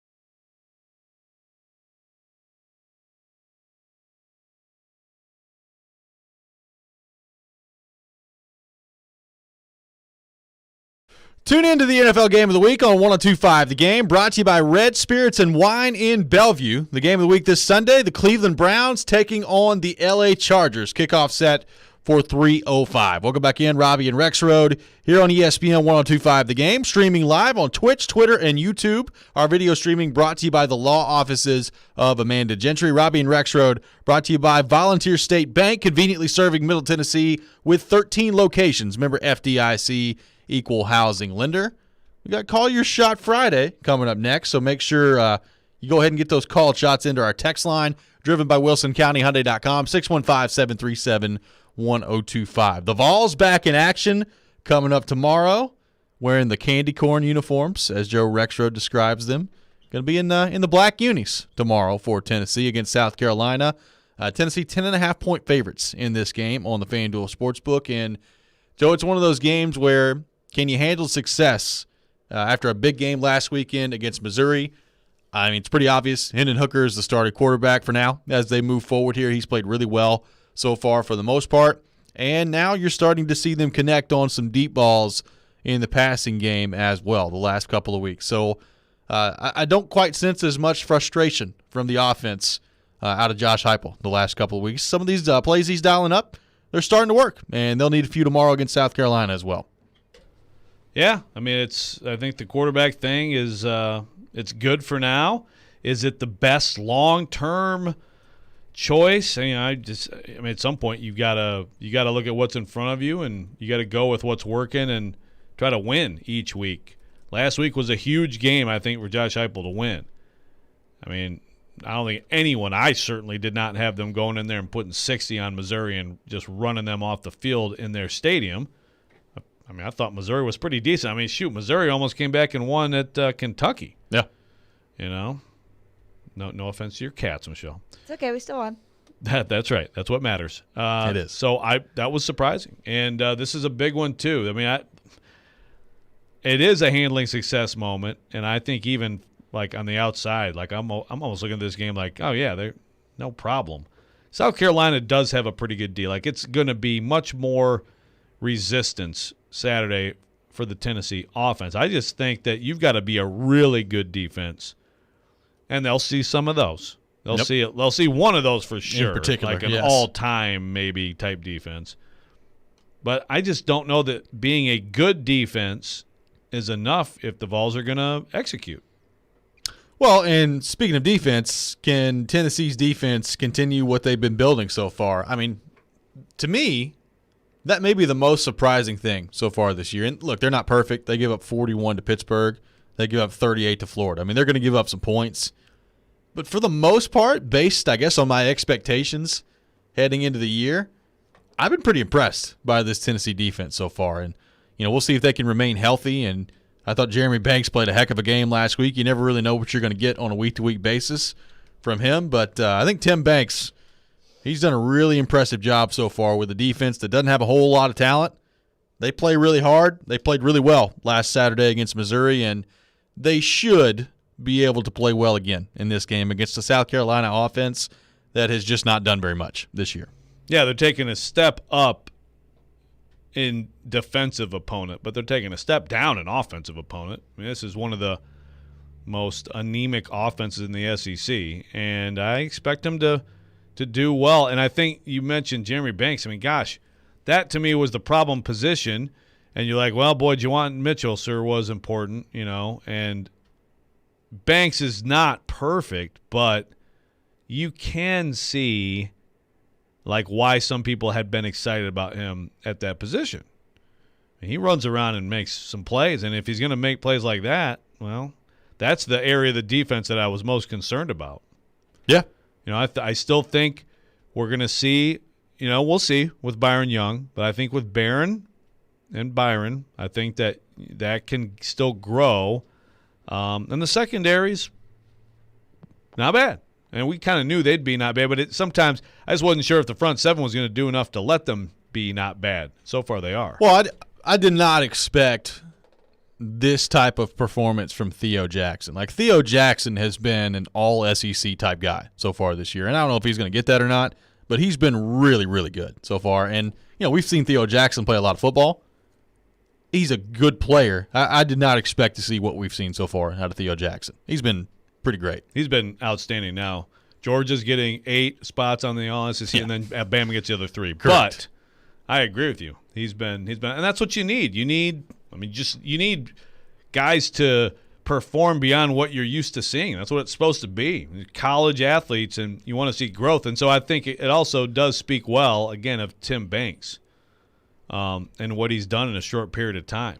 So much focus on Alex Golish and the offense and the play calling, the tempo, and developing quarterbacks and all that stuff. And that's the program, but I think it's been a very encouraging early look at the defense. And then the other university here in town here, Vanderbilt traveling down to Florida, taking on a Gators team off a disappointing loss last week against Kentucky.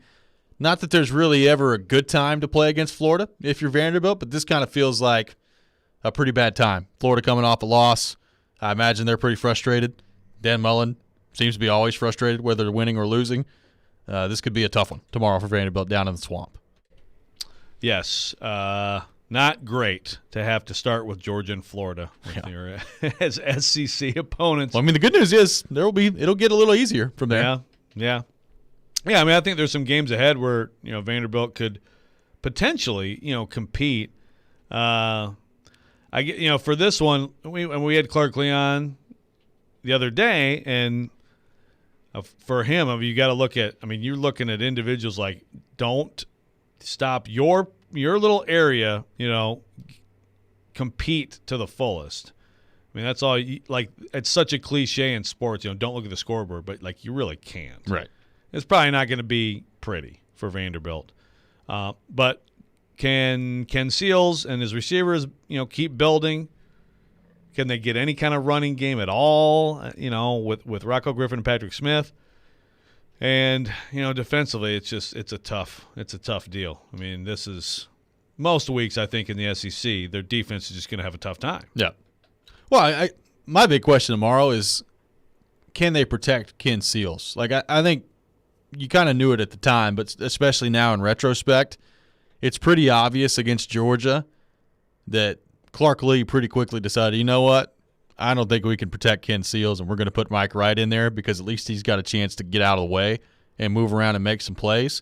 And then we saw Ken Seals pretty much in there the whole time against UConn. Can you hold up a little better against Florida? Florida's got a good front, obviously. They're not Georgia. They don't have the same front Georgia does. So can this Vandy offensive line hold up a little bit better, give Ken Seals some time to throw the ball and protect himself, if nothing else, in this game? That's something to watch tomorrow. Do you feel good enough about the offensive line where you don't have to throw Mike Wright in there and just say, hey, dude, good luck. Run around. Well, I was going to say, though, I still think it's important to mix in Mike Wright. You play a team like this, I mean, he's your best athlete, so you gotta find ways to get him in there and make the defense pay, make the defense respect that he's in there. And, you got to scheme up ways to protect Seals, too. I mean, that's where the OC comes in, and it's the same thing with the Titans. I mean, if you're getting just caved in up front, then you've got to do something different as an OC. Yep. And, I mean, these Vandy coaches this week in particular, and obviously against Georgia, but even, most weeks the rest of the way, you're dealing with a pretty significant talent differential that you have to try to compensate for. It's not easy. It is not easy. I don't think there's any question about that. When we come back, it is time for Call Your Shot Friday. We need your bold predictions in the world of sports. Hit up our text line, driven by WilsonCountyHyundai.com, 615-737-1025, 615-737-1025. We'll do that coming up next. This is Robby and Rexrode here on ESPN 1025 The Game.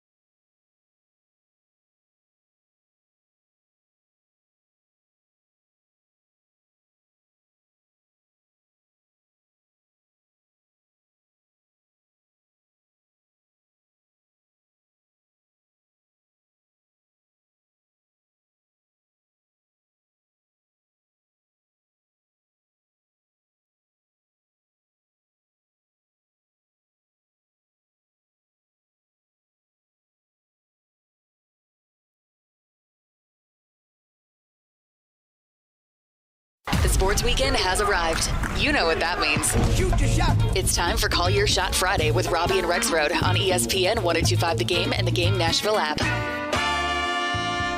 And it is that time of the week, time for Call Your Shot Friday here on Robby and Rexrode, brought to you by Fiero Tequila, the spiciest infused tequila on the market. The world belongs to the brave. Robbie Stanley alongside Joe Rexrode and Michelle Knezovic. We need your bold predictions, your called shots in the world of sports on our text line, driven by WilsonCountyHyundai.com, 615-737-1025, 615-737-1025. Joe Rexrode, what do our called shots look like from a week ago? How did we do on Call Your Shot Friday last week? Well, let's see. I had Derrick Henry will have less than 100 yards. Stupid me. That did not happen. That was a shot. It was. It was wrong. I had Kevin Byard scoring a touchdown. By the way, Kevin Byard I think it was in overtime. It was the first overtime early in the Jets' possession before they hit that third down on Janoris Jenkins. He is Janoris until further. Yeah, there's no Jackrabbit at the moment. Byard was not far on a little I don't remember who Zach Wilson was throwing to. He was not far from having that pick and scoring a touchdown to win the game, but he didn't have it. I also had Byron Young with 2 sacks at Missouri. That did not happen either. You had Mike Wright, 2 touchdowns rushing versus UConn. No. Jalen Hyatt's 100-plus yards receiving. No. Didn't get a catch. Nick Westbrook, Akina. Nope. Hey, all other media members in town, Akina. 75-plus receiving yards versus the Jets. And Zach Wilson throwing 3 picks. He did throw one to Christian Fulton. Michelle, Kentucky beats Florida by a touchdown. So, roughly close to that. Josh Allen, 2 touchdowns. No, he did not. Ola with 3 sacks. That last week looked like, an NFL team makes you watch film of him. Because seriously, it's... You're like, oh, this guy. Yeah, we should block 92. Tom Brady scores twice himself and no interaction with Belichick. He had a nice hug, a nice 0.2 of a second of a hug. But apparently they hung out like 20 minutes after the game, so that's fine. And since here you go with the one shot that any of us got. Cincinnati beats Notre Dame by a touchdown or more. Ding, ding, there ding. you go. Michelle gets one called shot. Good job. There you go. So, Michelle, with that in mind, kick us off on this week's edition of Call Your Shot Friday. Okay, so I was writing them down before this, and I had so many, but don't worry, I narrowed them down. I'm not going to pull a Ryan Porth. Yeah, okay. Porth had like 17 one time. First, I had this one a little while ago. Braves win the World Series. Okay.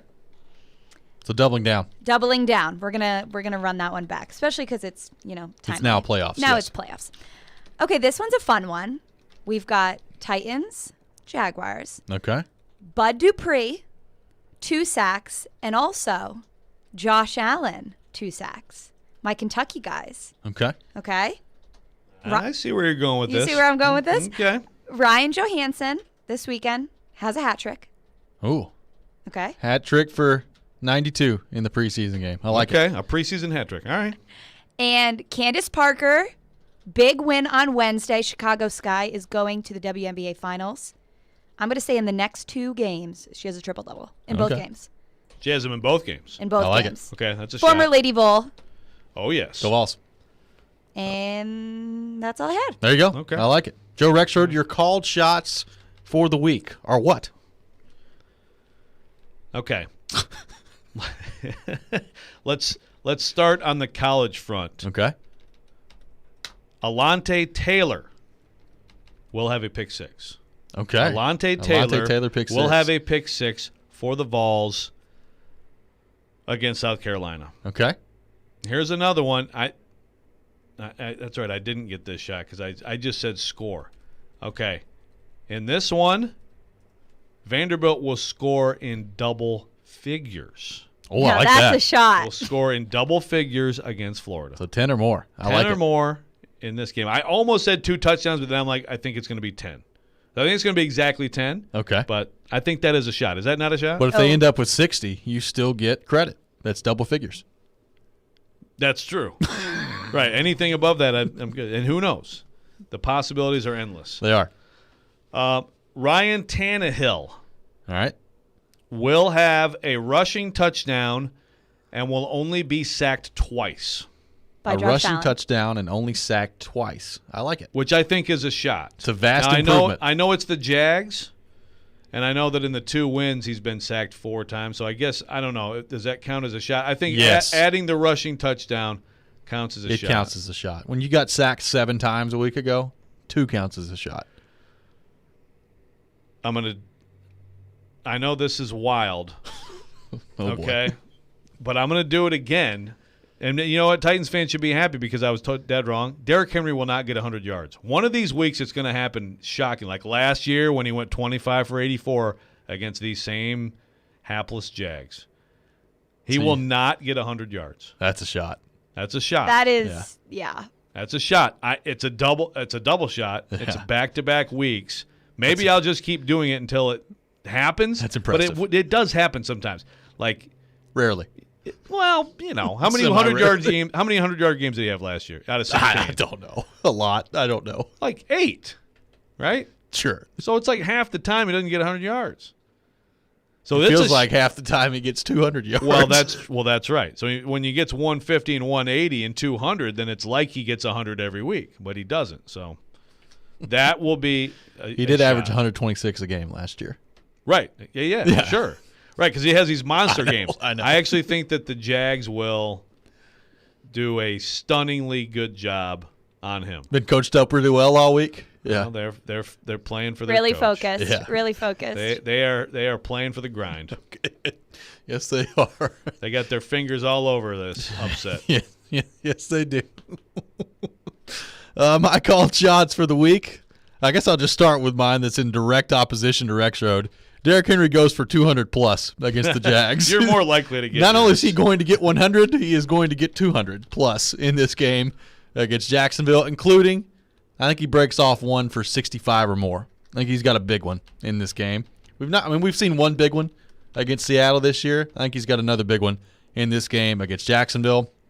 I have the Milwaukee Brewers winning the World Series. Boo. Why I have them winning the World Series, I don't know. I think it's because I want to see them win the World Series. So I have the Milwaukee Brewers winning the World Series. Milwaukee, they know how to party. So They that'd know be how to quick. party. What a year for Milwaukee that would be. Giannis would be happy. My Yeah, goodness. yeah, it would be.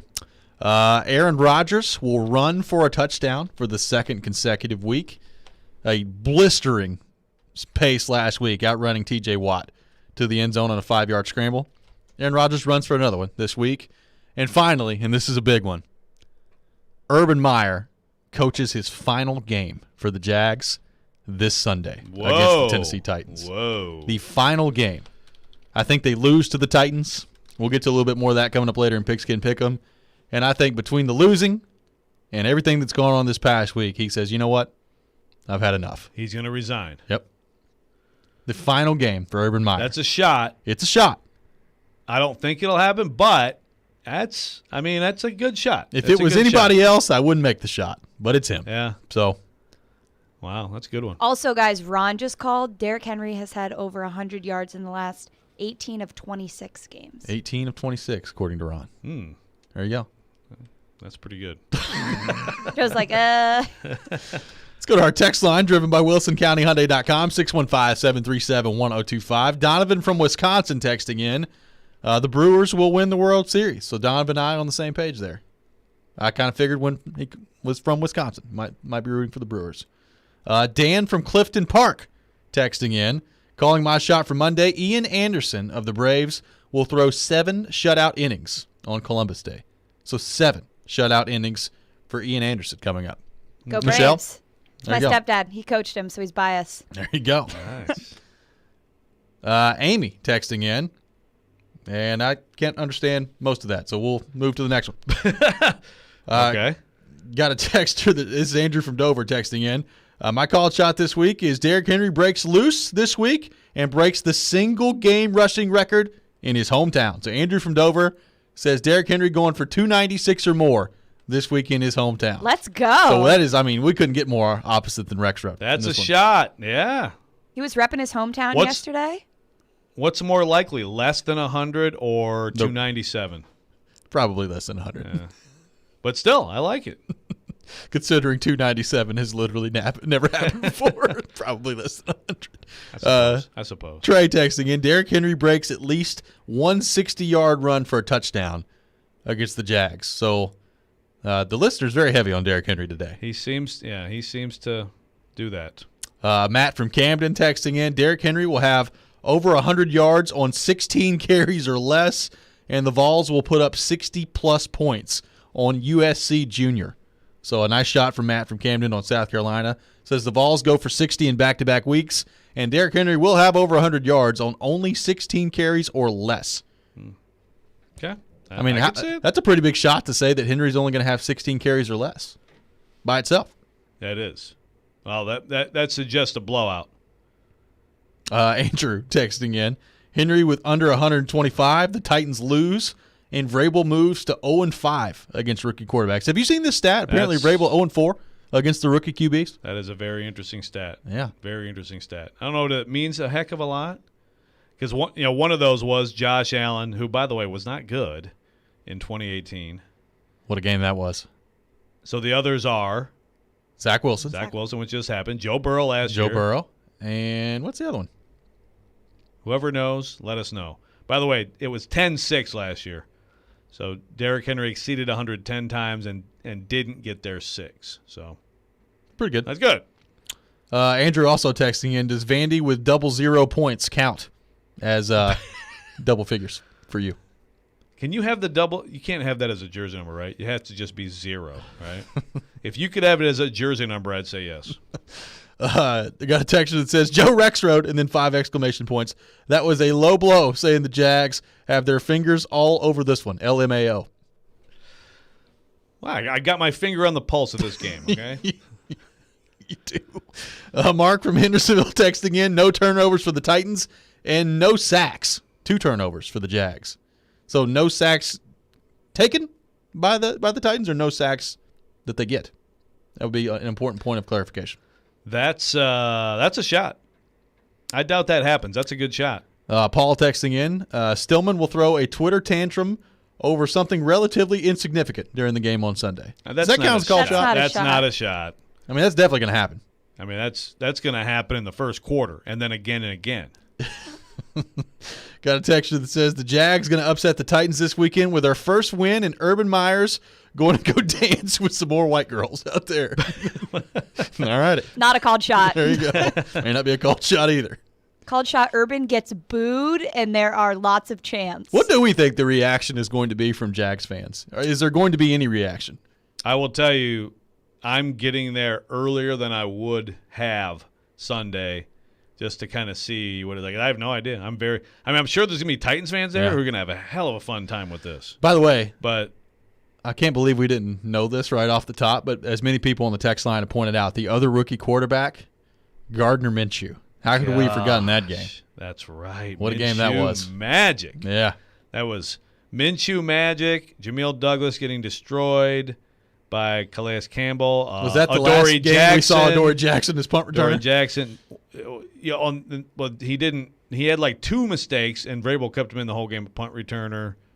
Lots of beautiful. That was like when that offense looked like, wow, this could be an all-time bad offense. And they went to the AFC title game. Yes, they did. For anybody who's worried about stuff right now, remember that. They did. They were 2-4 that year. That was Call Your Shot Friday, brought to you by Fiero Tequila, the spiciest infused tequila on the market. The world belongs to the brave. When we come back, we'll be joined by our good friend Teron Davenport, ESPN NFL Nation Titans reporter. We'll look ahead to this matchup for the Titans against the Jags with him. Coming up next, this is Robby and Rexrode here on ESPN 102.5 The Game.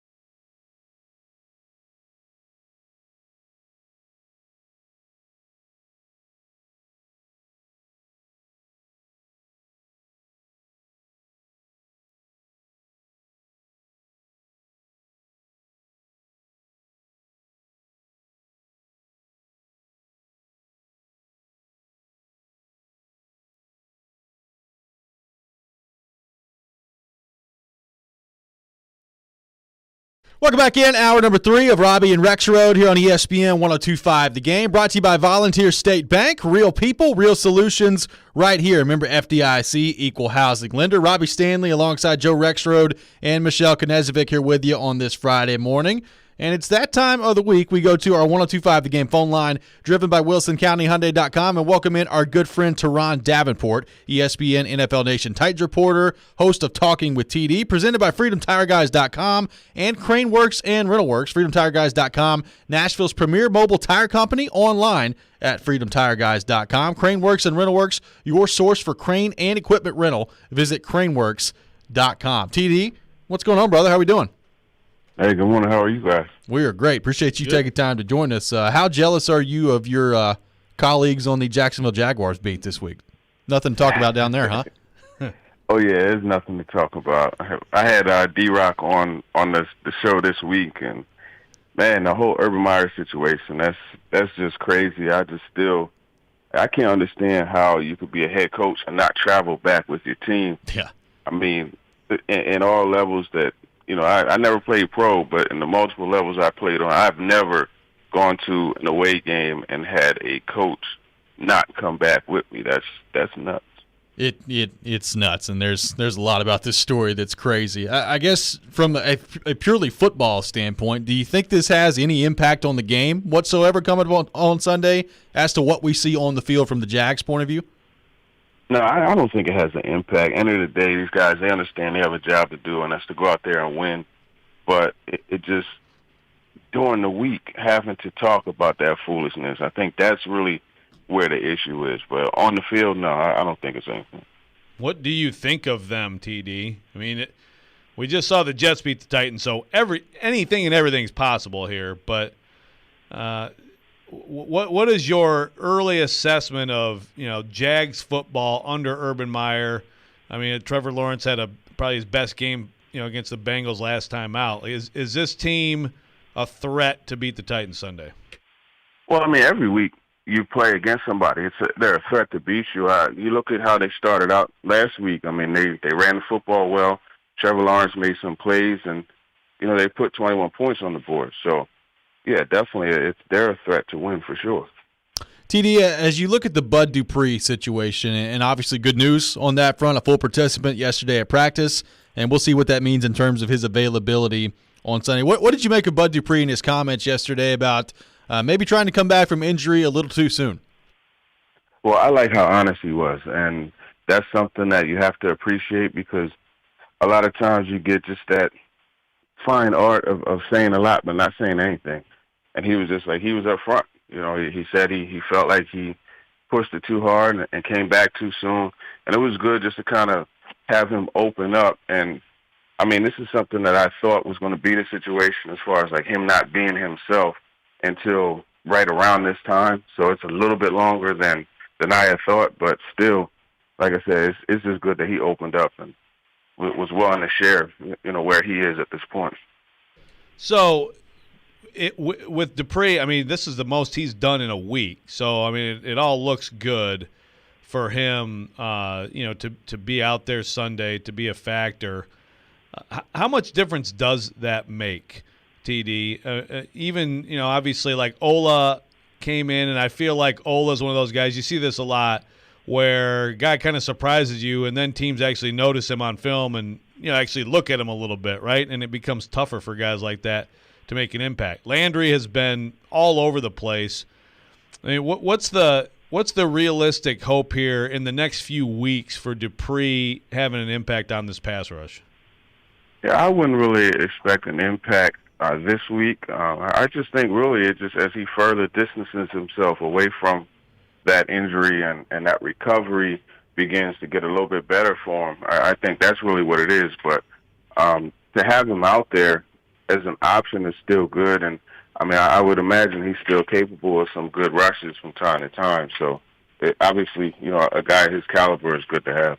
Teron Davenport on the line with us, driven by WilsonCountyHyundai.com. And, TD, as you look at this Titans offense, especially at wide receiver, number one, your impressions of Josh Reynolds getting some significant playing time last week. And number two, if A.J. Brown is able to go, and let's say maybe Marcus Johnson is able to go, Who do you think the top 3 or 4 receivers are for the Titans this week?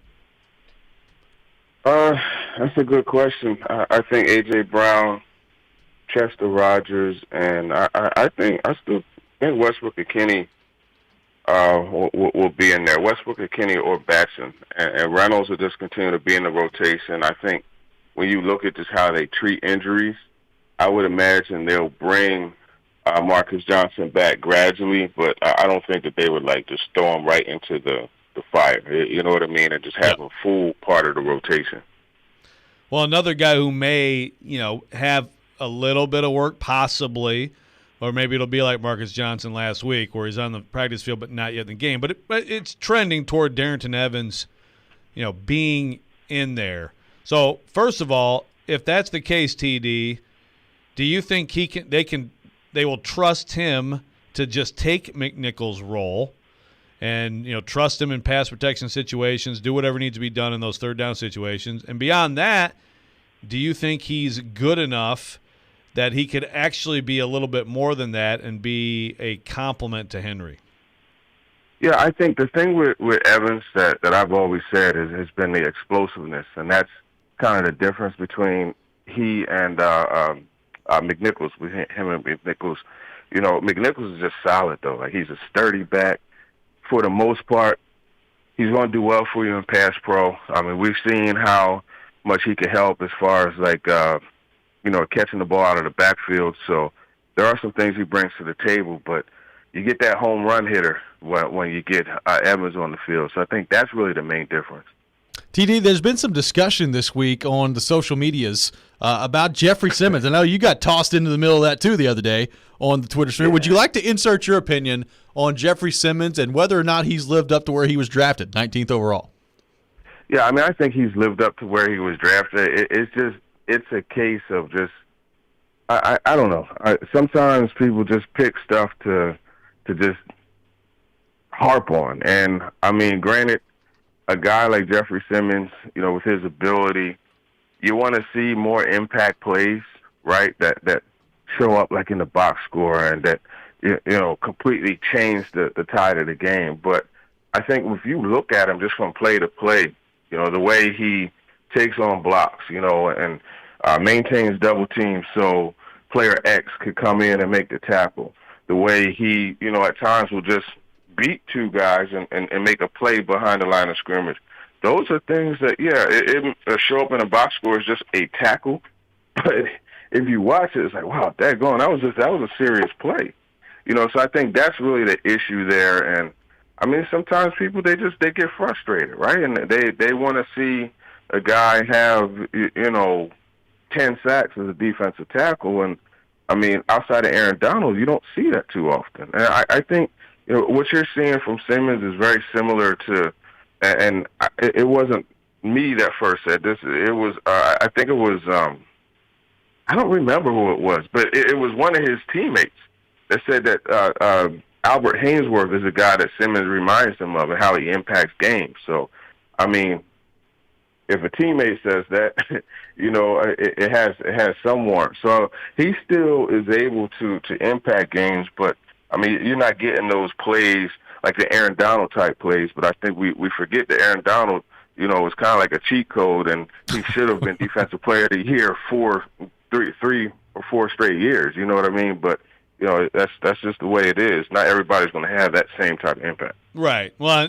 I agree with you. I think some of the problem is sometimes people throw his name in with him, right? I mean, right. No one should be thrown in with Aaron Donald, but I think sometimes when you get those comparisons, and even you bring up Haynesworth, I mean, that's a guy who absolutely wrecked stuff for a couple of years here, like just unbelievable. So, but that when you get compared like that, it can make it seem like you're not doing well when actually you're doubled on every play. So we'll see with him. But TD, also on the defense, I wanted to ask you, what do you make of the Elijah Molden situation? Obviously, they moved Fulton inside last week. It sounds yesterday from Shane Bowen, and he's saying, Caleb Farley will play, if he's able to go. What do you make of the corner group right now? Yeah, I think it's time to get Molden back in the mix. You know, if Chris Jackson, especially he returned to practice yesterday, but if there's something that arises with him, they need to get Molden back in the mix because, in my opinion, you're really cheating it by bumping Christian Fulton inside. And the thing that I wonder with Fulton, bumping him inside, he had the two passes that Crowder, the deep over route that he caught, and then the speed out that he caught for the touchdown. I just wonder, because when you're watching the game from the perspective of an outside corner, like you're looking at different things as opposed to when you're playing nickel. So I really wonder if, and no one will say it, because I asked Coach Rabel, I asked Christian Fulton, and Fulton just said, he's just going to do whatever the team asks him to do. But I don't believe that Fulton knew or had the understanding that he could have been moved to nickel. I'm talking about in the week leading up to it. Because, you just watch the game differently as a nickel as opposed to a corner, outside corner. And I think, that could have went into his struggles on those two plays. But overall, the group, the main thing, these guys just have to, this week too, they have to plaster, keep everything in front of them. You can't allow these plays that keep happening, and you have to have the communication that you didn't have on Tyler Lockett's long touchdown in Seattle. This team has given up 5 passes of 40 yards or more. That's tied with the Chiefs for worst in the league. That has to be, bottled up. They have to stop that because if you look overall, the defense isn't horrible with the exception of those deep chunk plays. But guess what? Those count as part of the picture. Like, you can't take them out. So, that is something that's hampering the defense. TD, great stuff as always, man. We appreciate you taking time to join us this morning and looking forward to your coverage coming up this weekend from Jacksonville. Yeah, for sure. Appreciate you guys. Enjoy the weekend. Safe travels, Rexrode. And, hey, man, next time, can I get a little Wu-Tang when we come in? Oh, yeah, we can do it. We can make it. We can make it happen. I am all about that. Maybe a little Jizza, too, mix it up in the whole Wu-Tang family. Yeah. That's right. That's right. Wu-Tang is for the children. TD, we appreciate you, brother. Teron Davenport presented by FreedomTireGuys.com and Craneworks and RentalWorks. FreedomTireGuys.com, Nashville's premier mobile tire company, online at FreedomTireGuys.com. Craneworks and RentalWorks, your source for crane and equipment rental. Visit Craneworks.com. We'll come back right back. We'll react to what TD had to say there. Take your thoughts on the Titans on our text line, driven by WilsonCountyHyundai.com, 615-737-1025. Fury and Wilder are back in the ring this Saturday to complete their epic trilogy, and FanDuel Sportsbook is giving new customers exclusive 30-1 odds on either fighter to win. That's right. Now's the perfect time to give FanDuel a shot because you can win $150 on a $5 bet. Personally, I like Fury in this fight, but you take it any way you want to take it. Offers like this are why I love FanDuel Sportsbook. And with FanDuel in your corner, you'll always get exclusive odds boosts, great promotions, and so much more. That's why they're America's #1 sportsbook. So just download the FanDuel Sportsbook app, sign up with promo code ROB to get in on the action. Once again, that promo code is ROB. You must be 21 or older and present in Tennessee. New users only, a $10 first deposit required. Must wager in designated offer market. Max bonus of $150. Bonus for Tennessee users fulfilled in site credit within 72 hours. Tennessee site credit expires 14 days after receipt. Restrictions apply. See full terms at sportsbook.fanduel.com. Got a gambling problem? Call the Tennessee Red Line at 1-800-889-9789.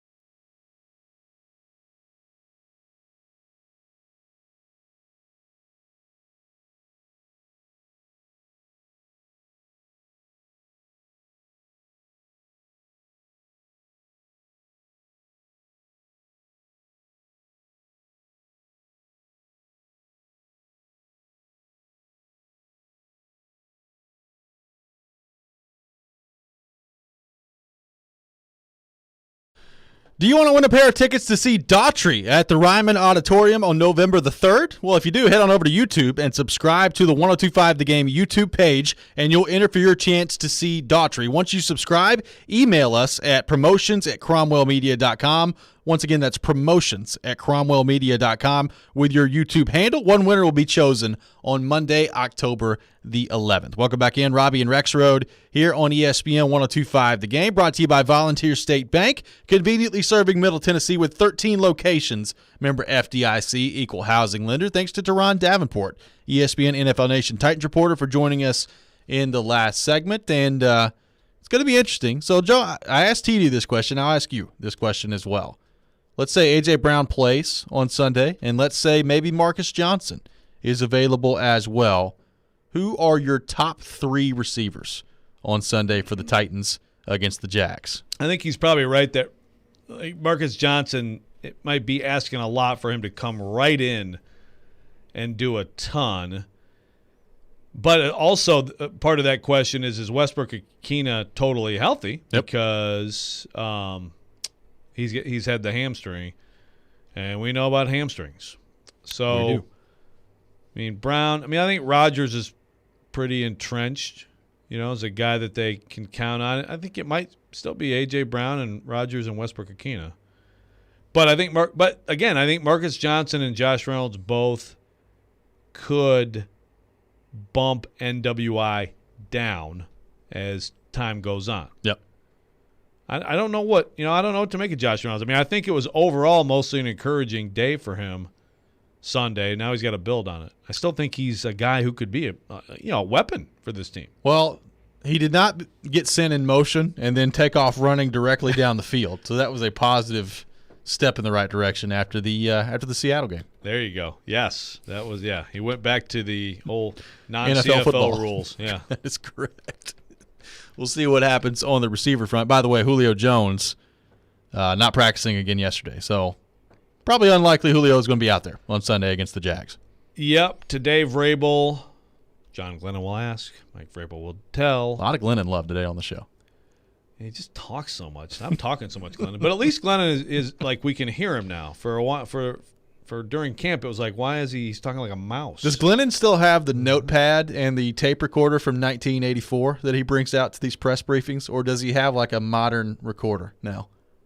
I'm not sure. He has a recorder. I actually think it's digital. Okay. Because, for a while he had the actual tape recorder like out a there. huge black one that was like a big cassette tape you put in it. Oh, yeah. Yeah. Big. And for a while, I mean to like 2018 or 19 at least. I mean, it was out there for a long time. I would have loved to see that. Yeah. Yeah. I think he's a national treasure, first off. Yeah. I think he's moved into the 21st century. That's good. Yeah. The thing is, I used to have those little tapes, those little tape recorders. Yeah. Are you old enough to have used those at all? No. Like pre-digital? No. Because obviously we're not talking like big, but like the little tape things with the tiny little cassette tapes in them.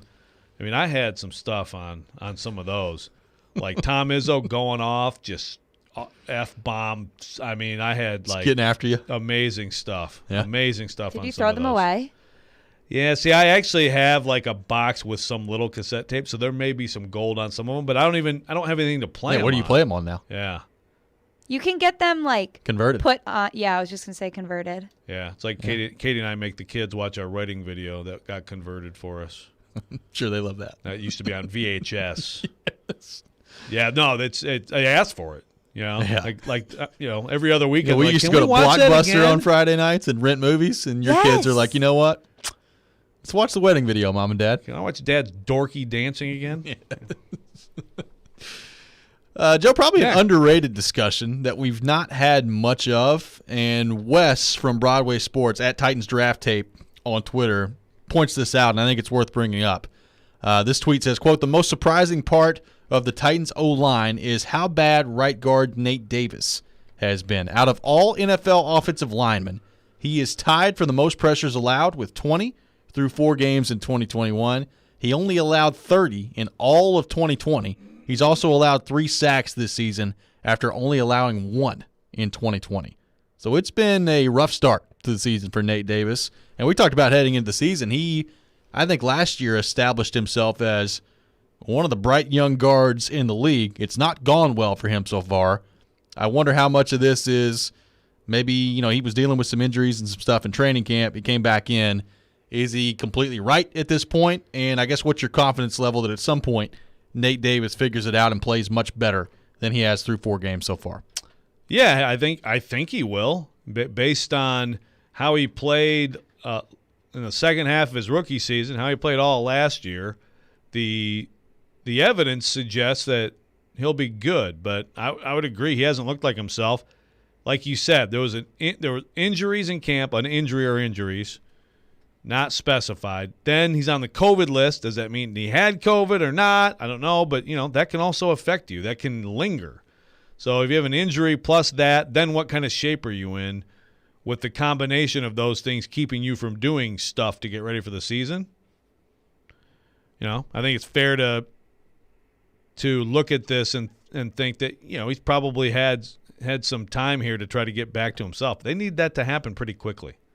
It hasn't been good. It's not been, obviously a lot of the discussion of the line has been Taylor Lewan and whether or not Roger Saffold and Ben Jones can stay healthy this year. And if they can't, what does that mean for Aaron Brewer or Dylan Radens? But we just not talked much about Nate Davis. And, he's a really important guy. I mean, we talked about so much when Lewan and Saffold were at the top of their game, the left side of that offensive line, both in pass blocking, but especially in run blocking. I mean, they're just a force out there with Lewan and Saffold. That right side, Nate Davis was mauling people last year, and, we've not seen as much of that. Now, the run blocking is one thing. Got to get better in the pass blocking for Nate Davis. Yeah, that's the thing. Some of these guys who we're looking at as struggling are struggling in pass protection. Correct. They're doing better in the thing that they like to do the most. All offensive linemen would like to run block every play in every game, by the way. Yes. No one likes to play defense. They want to play offense. But, Nate Davis is the only offensive lineman I'm absolutely certain will be with the team next year. Yeah. Right? I'm not 100% sure anyone else on the starting offensive line will be with the team. I'm sure some will, and maybe they all will. But he's the only one that I know will. So, he's a pretty important guy. He is. And could we see an active Dylan Radens this week? Maybe something to keep your eye on. Can Aaron Brewer go? If not, Right. could be Radens time. Yeah, that's something. Yeah, Aaron Brewer. I mean, again, today, Vrabel's going to get asked on inactives. He'll say Julio and whoever else. And, Brewer is one of those sneaky, important ones that you don't want to hear. If you do, then, Radens. And then also, does Corey, what's the deal with Ben Jones? Does Corey Levin have to be activated? The thing is, though, if Levin has to be activated because you need a center in case if Brewer can't be the backup, then maybe Radens isn't activated. May not be. That was a very complicated way to explain that situation. But you know what I'm saying. Yeah. I follow along the whole time. It's a lot of words to say something I could have said in like half a sentence. Bud Dupree had some interesting comments yesterday regarding his injury coming back from the ACL and how that's affected him so far this year. We'll play those for you next and give our thoughts on what we've seen out of Bud Dupree so far, what we can expect from him moving forward. That's up next. This is Robby and Rexrode here on ESPN 102.5 The Game.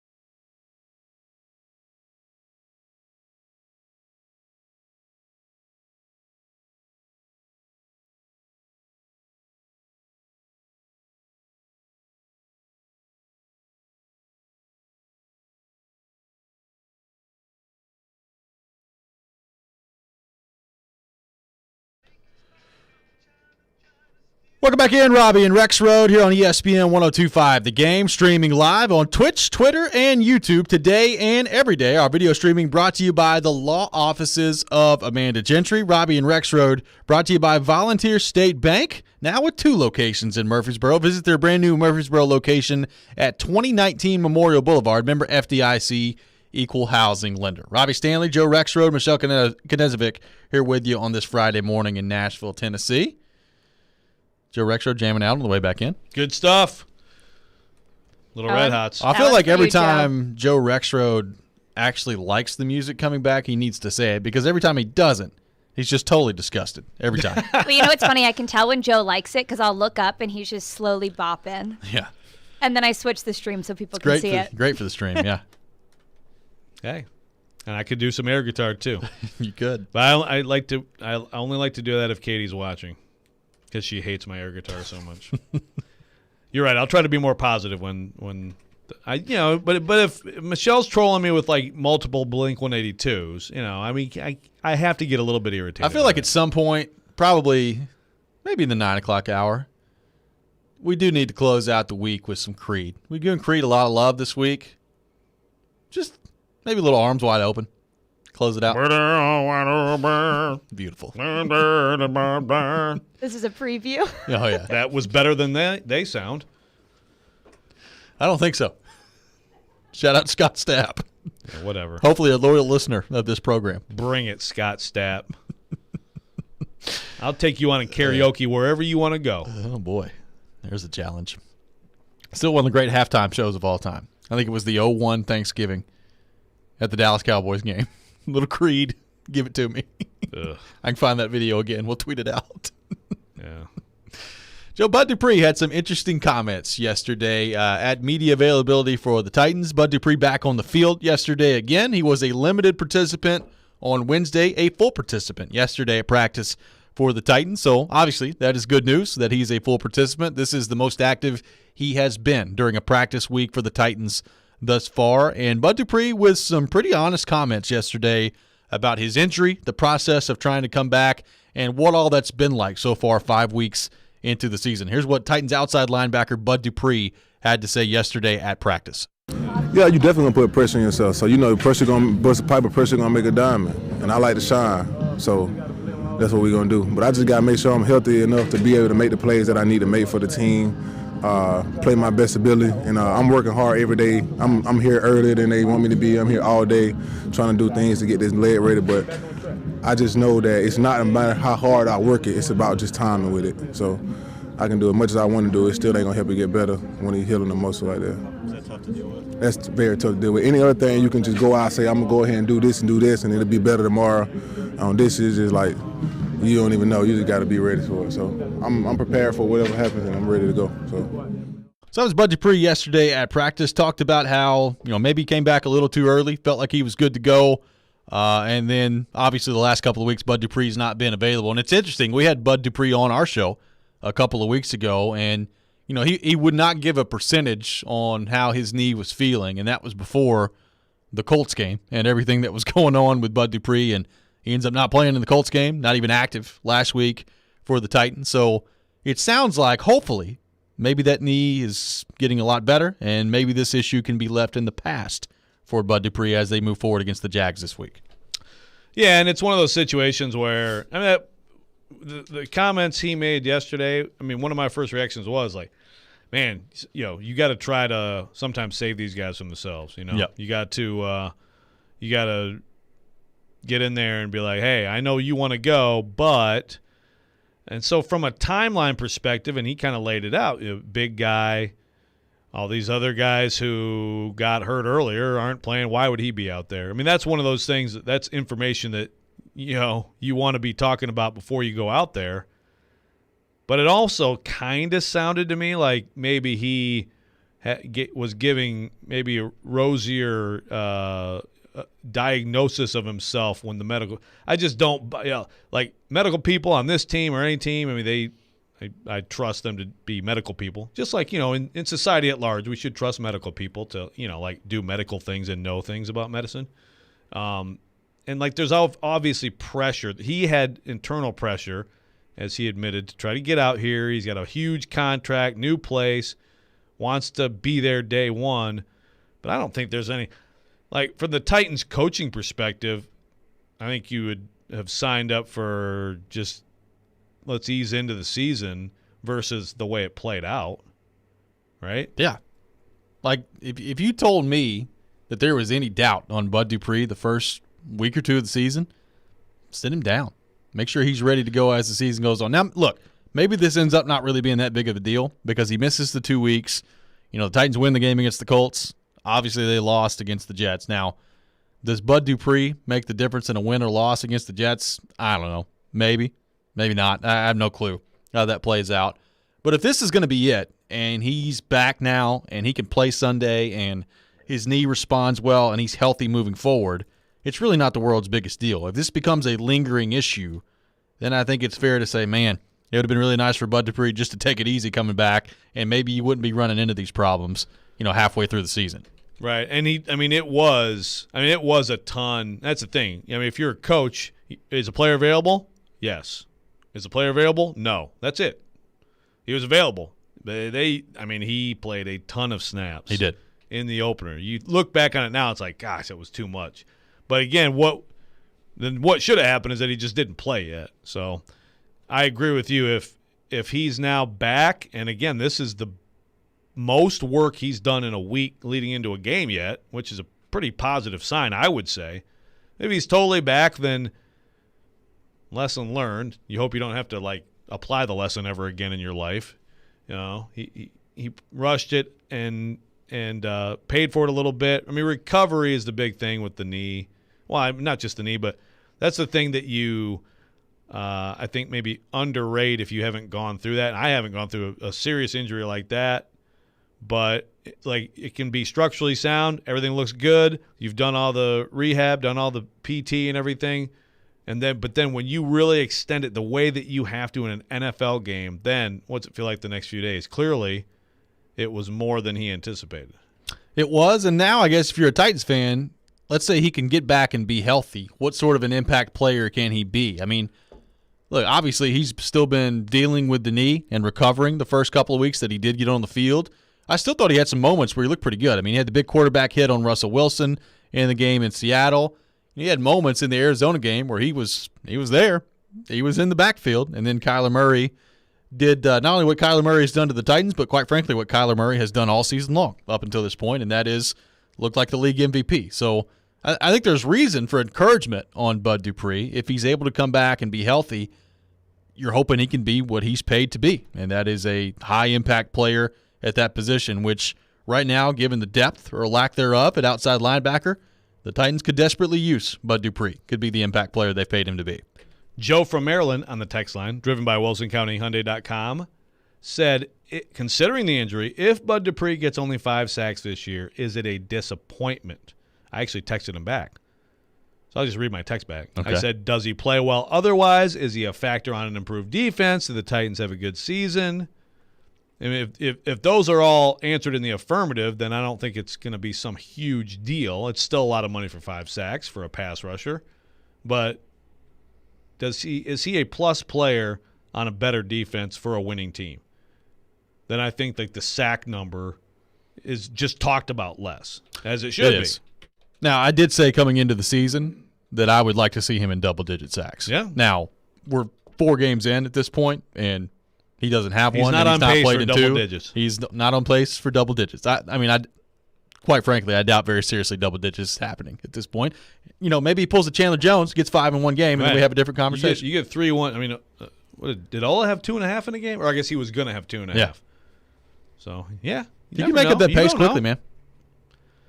But yeah, it's more than, but it is more than that, right? Obviously. I mean, if he goes nuts and has a couple 3-sack games, has 11 sacks, but the defense ends up being pretty crappy and Titans go 9-8, then people are going to be having a parade for him? No, but think about how bad the defense would be if they didn't have him, if they're 9-8 and he has 11 sacks. That's true. Think of the people that will be going back to the Jets loss and they say, if only Bud Dupree played. That's right. Caleb texting in, literally just turned on the show and heard Joe and knew immediately who he was imitating. This is going back to your Scott Stapp impersonation to begin the segment. I just heard the news today. Caleb says you can play bass in his band. There you go. That'd be awesome. I mean, that's kind of my dream. I assume Caleb's band, not Creed. Oh, I will. I refuse. I'll play in Caleb's band. Well, let me know your playlist. I want to hear what you play. That's the dream, though. Be an old man, find a band, learn how to play an instrument. That'd be one thing. Yeah. Start there. I can play Mean Triangle. Can you? Yeah, I haven't done it in 15 years, but yeah, used to be able to hit that triangle pretty well. Incredibly hard. I tried to learn guitar, guys. I took a class in college. Yeah. Really, really freaking hard. Oh, yeah. Yeah. Yeah, I know. I wish I could do that. In school, they used to make Drums us. would be kind of like. Did you ever have to play the recorder in school growing Oh, up? I was No. great at that. That was a requirement in my fourth grade music class. They taught us how to Really? play the recorder. Interesting. I don't think I've retained that skill. That's what's playing on Stairway to Heaven, right? I think so. Yeah. Yeah. Yeah. Okay. That's a cool instrument, really. It is.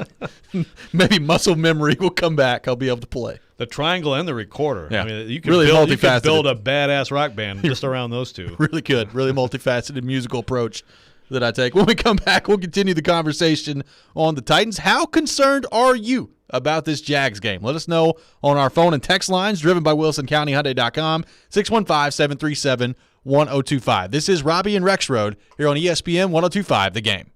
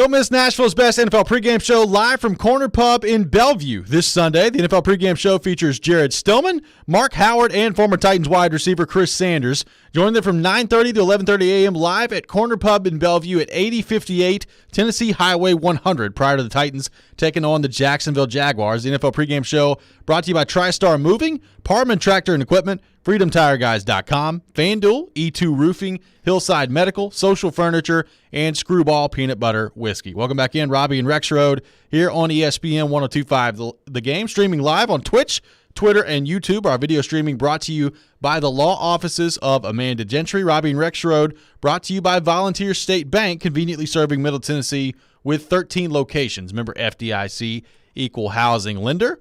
Talking Titans, taking your thoughts on our text line, driven by WilsonCountyHyundai.com, 615-737-1025.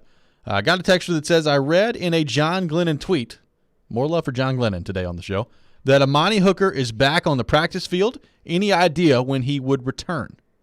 I answered in text, too. But I'll paraphrase my answer. Yes, this is kind of like Marcus Johnson last week, Darrington Evans this week.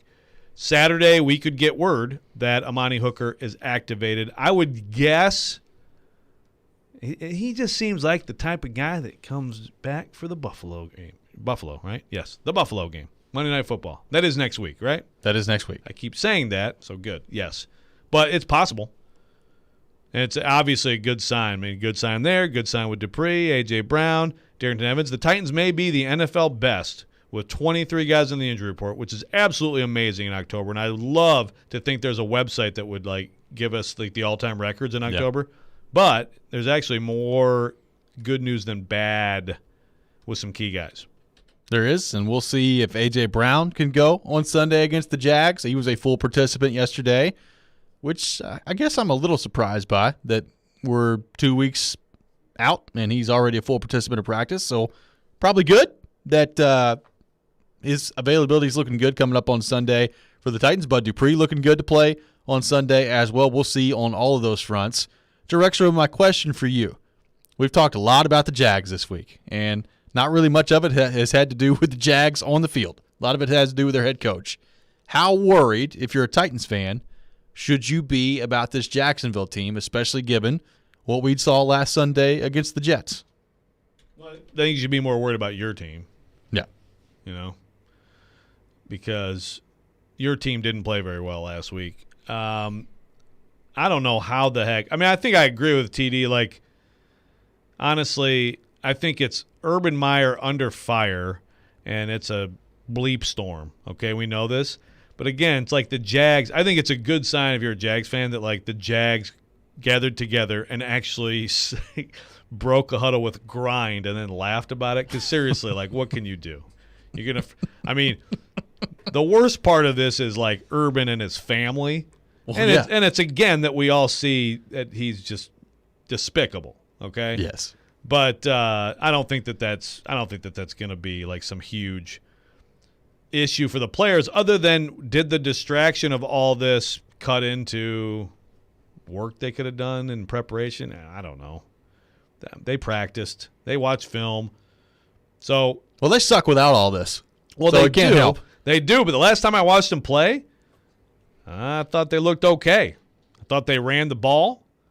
Thought Trevor Lawrence with the QB run game was pretty good. He made a couple big-time throws, as he will do every week. I think we're going to find out on Sunday how much of that is the Jags, how much of that is the Bengals, who I believe are fraudulent at 3-1. Well, you're about to go into their house with your little cheese head on your head and scream at them. And what if you're wrong? I could be. That offense is good. Yeah. No, the Bengals aren't great. They're not great. They're an improving so-so team that last year was bottom of the league, right? Yeah. So, no, the Jags are not good. But are they good enough to give the Titans trouble? I mean, I think that Marvin Jones and Chenault and Chark and those guys can make plays in the Titans secondary. Well, Chark's not going to play. Oh, Chark's not going to play. Okay, thank you. Sorry. He fractured his ankle. He's on IR. Oh, yeah. Yeah, my bad. But Chenault. Jones. I mean, even Robin, and Trevor Lawrence can make plays. And their offensive line's not bad. And their defense is not good.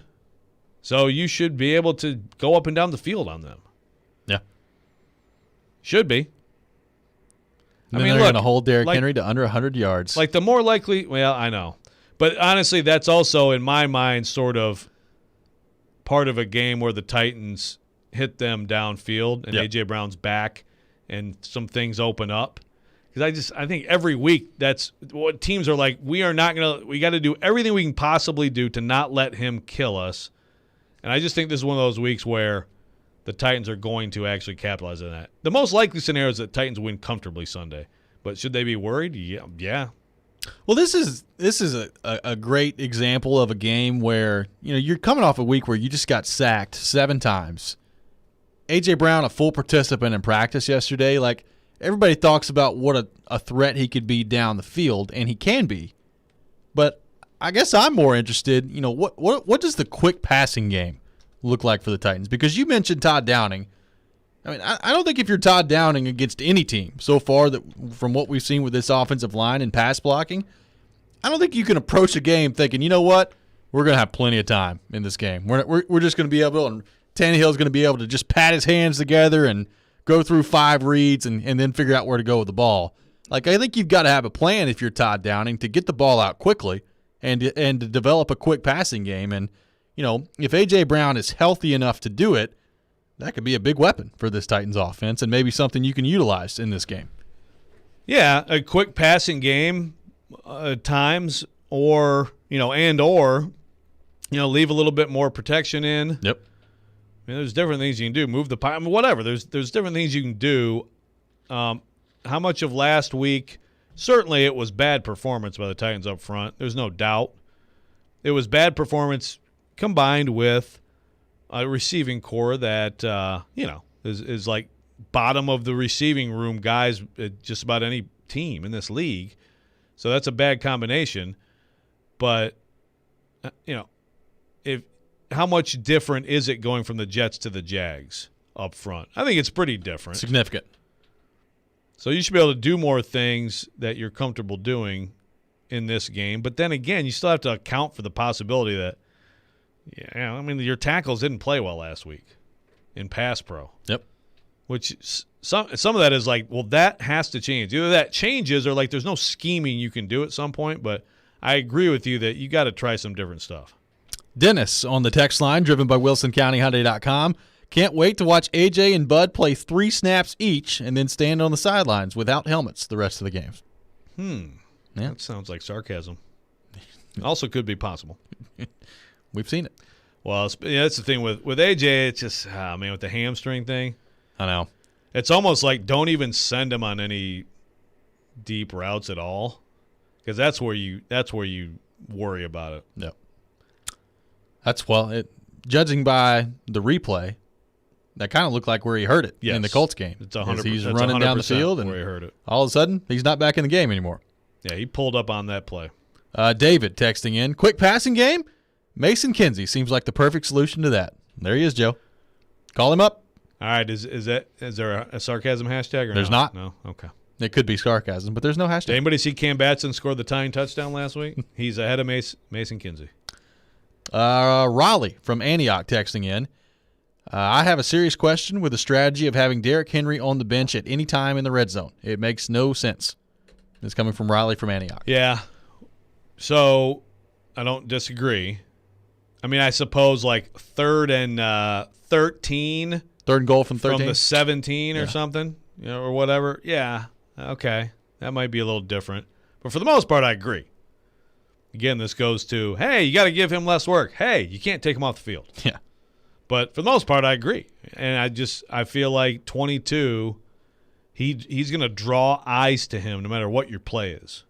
So there's a benefit. Rainey texting in. Creed redefined the music industry, the greatest band of all time. This is coming from Rainey. That definitely needs the sarcasm hashtag. I don't believe you, Rainey. I don't believe that you think that. I think you're just messing with me. I'm not buying it. Play Silly Underdog Picks today. Pick 3 football underdog teams you think will win this week for a chance to win. Go to thegamenashville.com for more details and to play. Silly Underdog Picks is presented by Volunteer Hose and Gasket. When we come back, we will be joined by Mike Wilson of the Knoxville News Sentinel. We'll look ahead at Tennessee's matchup against South Carolina. That's next. This is Robby and Rexrode here on ESPN 102.5 The Game.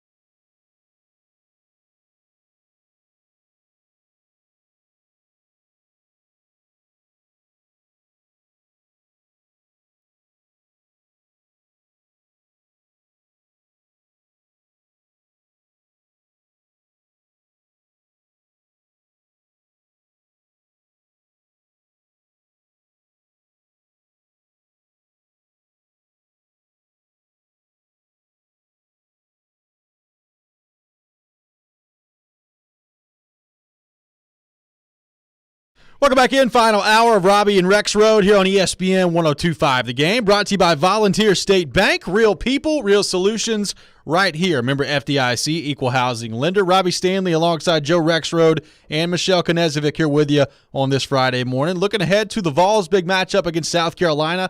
And to help us do that, we go to our 102.5 The Game phone line, driven by WilsonCountyHyundai.com, and welcome in our good friend Mike Wilson from the Knoxville News Sentinel. Mike, what's going on, brother? How we doing? Doing well. Happy to jump on with y'all this morning. Well, happy to have you on with us. And Joe Rexrode has been an old man all week this week about the jerseys that Tennessee is wearing tomorrow. What are your thoughts on the black jerseys that Tennessee is going to trot out there tomorrow morning? Well, first, my thoughts are on Joe being an old man, because that just sounds about right in every single way. I mean, that's just accurate. So I don't know if we can really count. Yeah, you're like a big pro combat guy, aren't you? I did, but way back when, those Michigan State, gold, black pro combats were pretty cool. Oh, yeah. No, Tell him. Yes. No, they weren't. They were stupid, but go ahead. I like this for Tennessee. It's something they've talked about, especially last year under Jeremy Pruitt. This kind of started then, I believe. It's been a talk for a while. It's been 12 years since they've worn them. It's kind of a cool moment to come and do it. And weirdly, it seems like South Carolina wears black a lot when they play Tennessee, so it's kind of a funny twist on that in a way. Yeah, why not? I mean, Heupel barely touched on this yesterday, but this is the kind of thing that recruits honestly do care about. They care about uniforms. They care about the flash and stuff. I mean, this stuff matters. People pay attention to it. Well, so it's interesting with this. I mean, again, yes, I am absolutely old man yelling at cloud gov my lawn, et cetera, on these stupid uniforms. But is it for this week? Is it because you have a better chance of winning in it? Wouldn't this be like the uniform you bust out for Bama or something? Because that's a huge game. Or I guess Georgia comes to Knoxville this year. Even Ole Miss primetime. Or is it if we're going to bust out these uniforms, maybe for a more winnable game, then people won't say that the uniforms cost us the game? Or am I overthinking this? No, I like the thought more of busting out a black alternate for a night game against Ole Miss or a Halloween weekend game. I think that makes a lot of sense from a thought standpoint. But I do think there is a fan association with outcomes when it comes to alternate jerseys. I think, if I'm not mistaken, the last time Tennessee wore the Smoky Grays, they lost 41-0 to Georgia. Those are the kind of things that are remembered and associated with the alternate. They're bad luck. This is why you don't mess with the tradition, yada, yada.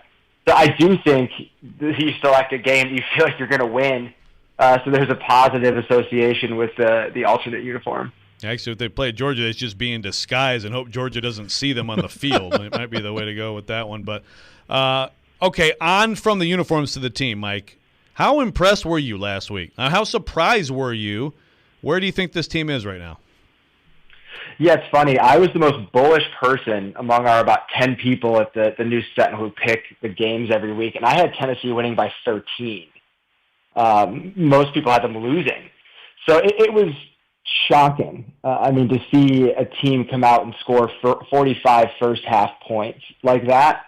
It wasn't even just the points. It was just downright domination offensively. And I've covered Tennessee since 2017, and that's just not a game that you've seen. I mean, it was even more convincing in the manner in which it was done than some of those blowouts you see against FCS teams.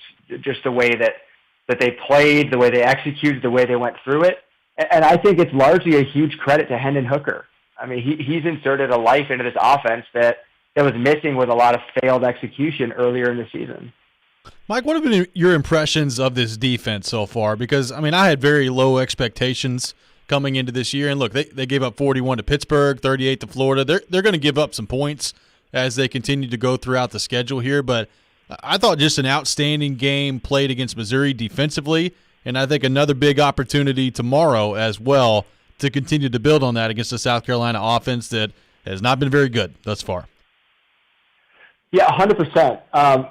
This is a unit that was hard to evaluate going into the year. Returned a lot of starters up front in the secondary, but largely starters that hadn't been very good or productive on a consistent basis. But I think the secondary's been really good. They've forced a good bunch of turnovers now. I think Theo Jackson's playing tremendous football, but Jalen McCullough is playing really well too. Alante Taylor and Warren Burrell are doing well at corner.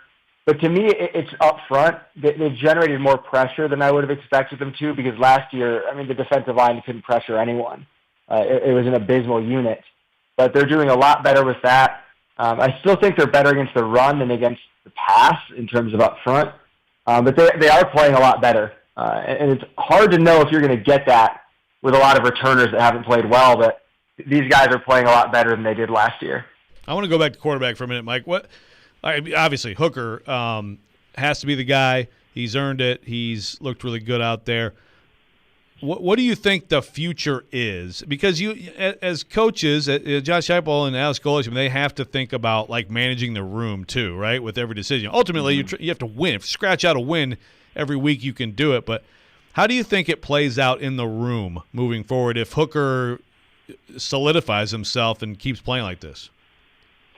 It's a hard one, because you certainly do have the chance, potentially, to lose both Joe Milton and Harrison Bailey, both of whom have 3+ years eligibility left to go and play somewhere else. So, because Milton came in with 3 left, he can bounce out and play 2 somewhere else. Although I guess he would lose the one-time transfer element, if I understand that rule correctly. And Bailey would have, this year could be used as a redshirt. He would have multiple years left too. So you do run the risk of losing both of those guys, which leaves you with Hendon Hooker, freshman quarterback coming in. Trace Jackson, I believe, is the commitment for 2022. Taven Jackson, excuse me. Yep. So right away, you've got those two, and you're chasing a transfer at that point to be your backup. So it is a tricky one, trying to manage that room. But that's what a lot of places go through with quarterbacks now. That's such a transfer-happy position. Mike Wilson from the Knoxville News Sentinel on the line with us, driven by WilsonCountyHyundai.com. So, Mike, what do you think is going on with Jalen Hyatt right now? Obviously, he gets hurt in the Pittsburgh game, and injury has been a part of the story, but not much of a factor since he's been back and been available to Tennessee. Number one, do you think he's completely healthy? And number two, what do you think is going on in terms of his role in this Tennessee offense? Yeah, that's an interesting one because, going into this year, I think when you looked at Tennessee's offense, you saw Jalen Hyatt and Velus Jones, and you're thinking those are 1A, 1B at wide receiver, but it really hasn't been that way. It's been Cedric Tillman and Javonte Payton, and now Velus Jones has jumped in that mix too in the past couple weeks. Yeah, Alex Golesh talked about that earlier this week. I think he kind of said that Jalen Hyatt has to kind of get his process right in terms of preparing and learning how to play in the offense. And it's surprising to hear that because he is such a skilled player, but just sounds like he's not right where everyone else is in that room at this point. And that's a guy that I think Tennessee could certainly use. He's got game-breaking speed and a lot of talent. So I do think he's got to be in that mix. But those comments were interesting earlier this week. Yeah, and it is surprising. It's disappointing because I think he might be the most talented of the bunch. Well, Mike, you know what I have to ask you about, right? Oh boy, I'm scared. Yeah, no, you should don't be scared. No, believe me, don't worry. I'm not gonna embarrass you publicly this time. I gotta ask you about. I can do that by myself anyway. I'm gonna ask you about basketball. Oh yes, let's go. Have you been to practice? Yeah, Tennessee had an open practice at the start of the preseason last week. So got a new look, and man, they needed to put some name tags on those guys. It's it's a totally different roster. 8 new guys, 6 returners. So it is so different going over there and seeing that group now. Yves Pons has been such a staple. He's gone. It's basically John Fulkerson and a whole bunch of other people that I need to learn about. John Fulkerson wearing like a T-shirt that looks like a NASCAR car with like 18 different sponsors on it, and then a bunch of kids, huh? Hey, John Fulkerson's probably making more from NIL deals than I am this year, so good for him. Probably. I'm trying to feel better about myself. What should the Tennessee fan optimism level be about this team? Take away the whole Rick Barnes and the tournament thing, but just the potential for this team to be really good. Yeah, I think there's a lot of pieces, and I say that because I don't know what those pieces are going to look like. I think kind of 2 factors probably matter most at this point, and that's is Kennedy Chandler going to be dominant as a point guard? Because that's something that they haven't had since Jordan Bone left. They haven't had that true point guard running the show. And I think they've got the chance to have that with Kennedy Chandler. And I'm also very interested in how this team plays defensively.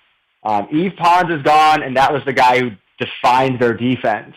And Santiago Vescovi, Justin Powell, those guys aren't one-on-one lockdown defender types. So I'm very curious to see how this team defends, because I'm not sure past Josiah Jordan-James that I look at a guy and say that's a plus defender. I think guys like Jemai Meshack and Kennedy Chandler can be that. And I think within a team defensive scheme, they can be good. But I don't see those lockdown guys that they've had at points in the past, like a Jordan Bowden, Lamonte Turner, and certainly no one like Yves Pons. Mike Wilson from the Knoxville News-Sentinel has been our guest here on Robby and Rexrode. Mike, we appreciate you taking time to join us and tolerating Joe's Rexrode's old man tendencies this morning here on the program. Yeah, I might need to stop responding to his texts. He's used probably to it. so. Mike, we appreciate you, brother. Thanks. See ya. Mike Wilson from the Knoxville News-Sentinel, our guest here on Robby and Rexrode. We'll come back and respond a little bit to what Mike had to say there. Continue to look ahead at this game for the Vols tomorrow against South Carolina. And we'll get to a little college basketball talk as well that Joe Rexrode is fortunate to do. All that coming up on the other side. This is Robby and Rexrode here on ESPN 102.5 The Game.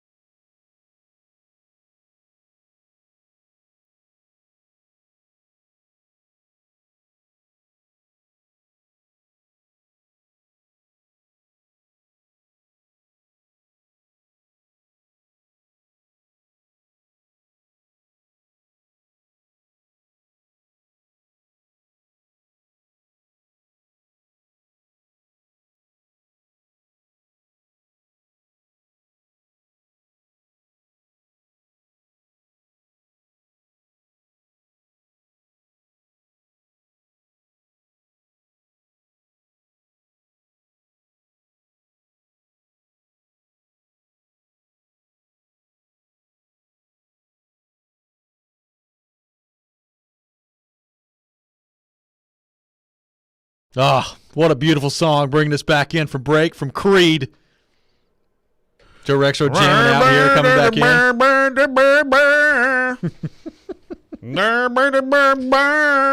We got to get him on the show one day. We've got to have Scott Stapp on here. That's fine. He can. We need to make a push to get him on here. You interview him. Joe, would you not talk to him? Yes, he would. I refuse to talk to Scott Stapp. I refuse. No, I'd talk to him. I'd say, hey, you seem like a nice guy. Your music sucks, but whatever. I mean, it's. What was the bigger moment for you? The halftime show at the Cowboys Thanksgiving game or letting Joe Rexrode witness you in person at Bridgestone Arena last year at intermission? Yeah. Well, I didn't even know about this Cowboys thing. You keep bringing it up. I've shown you the video. Yeah. But that, like, I didn't know it existed, until you. But yes, deal. I could not escape the ear assault that happened to me at Bridgestone last year. It was actually ear assault. Look, I think that I should sue Sean Henry for ear assault. He's doing something right, man. Sarah Sivian of The Athletic loved it. Creed sold a lot of music out there, man. I'm aware that a lot of people like a lot of bad music. This is not new information. I'm just pointing it out. I'm just kidding, Scott Stapp. I'm just kidding. We love you, Scott Stapp. I'd rather you live here than Kid Rock. I love Kid Rock. Well, lucky for you, you love both. Kid Rock? It was 19. I love that song. Ugh. I know you hate it. But Kid Rock, the person. I don't know the person. Scott Stapp seems like a nice person. Yeah. Kid Rock needs to move out of town. Let's start a bunch of feuds. Kid Rock could be listening to. Who knows? Don Rubowitz from sure Wisconsin. He'll wake up at 4 p.m. Text. Rexrode, you grumpy old guy. You need to learn what real music is. There's a lot of grumpy old man talk surrounding Rexrode today. Some of it from me. It's not like Creed is new. I'm not like yelling about the new hot band Creed. Yeah. They're old too. Just some old music is good and some is bad. I've long felt this way. Now look, Creed is not the best. I will be the first one to admit. Nickelback, not great.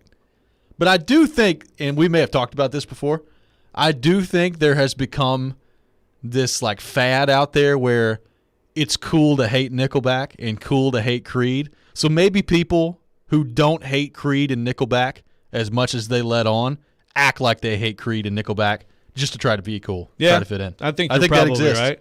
I'd like to say, I think you're probably right, and I'd like to say that in 1990 whatever, when I first got assaulted by the sounds of Creed, I absolutely said this is garbage to anybody who'd listen, and I can get that verified. In fact, I believe you. We had a friend. I'm going to call him out by name. Drew Chabot actually told a few of us like this is like one of the great rock albums that's ever been made, and like I mean it must have been 20 minutes of screaming at him in the 1990s. So. This is consistency at least. I can't believe you guys don't like Nickelback. I love Nickelback. I don't hate Nickelback. I mean, I'm not sitting there at home listening to Nickelback. I would never listen to them. I think I know like 2 songs. Yeah. I mean, I know more. I mean, they used to be pretty popular on the radio.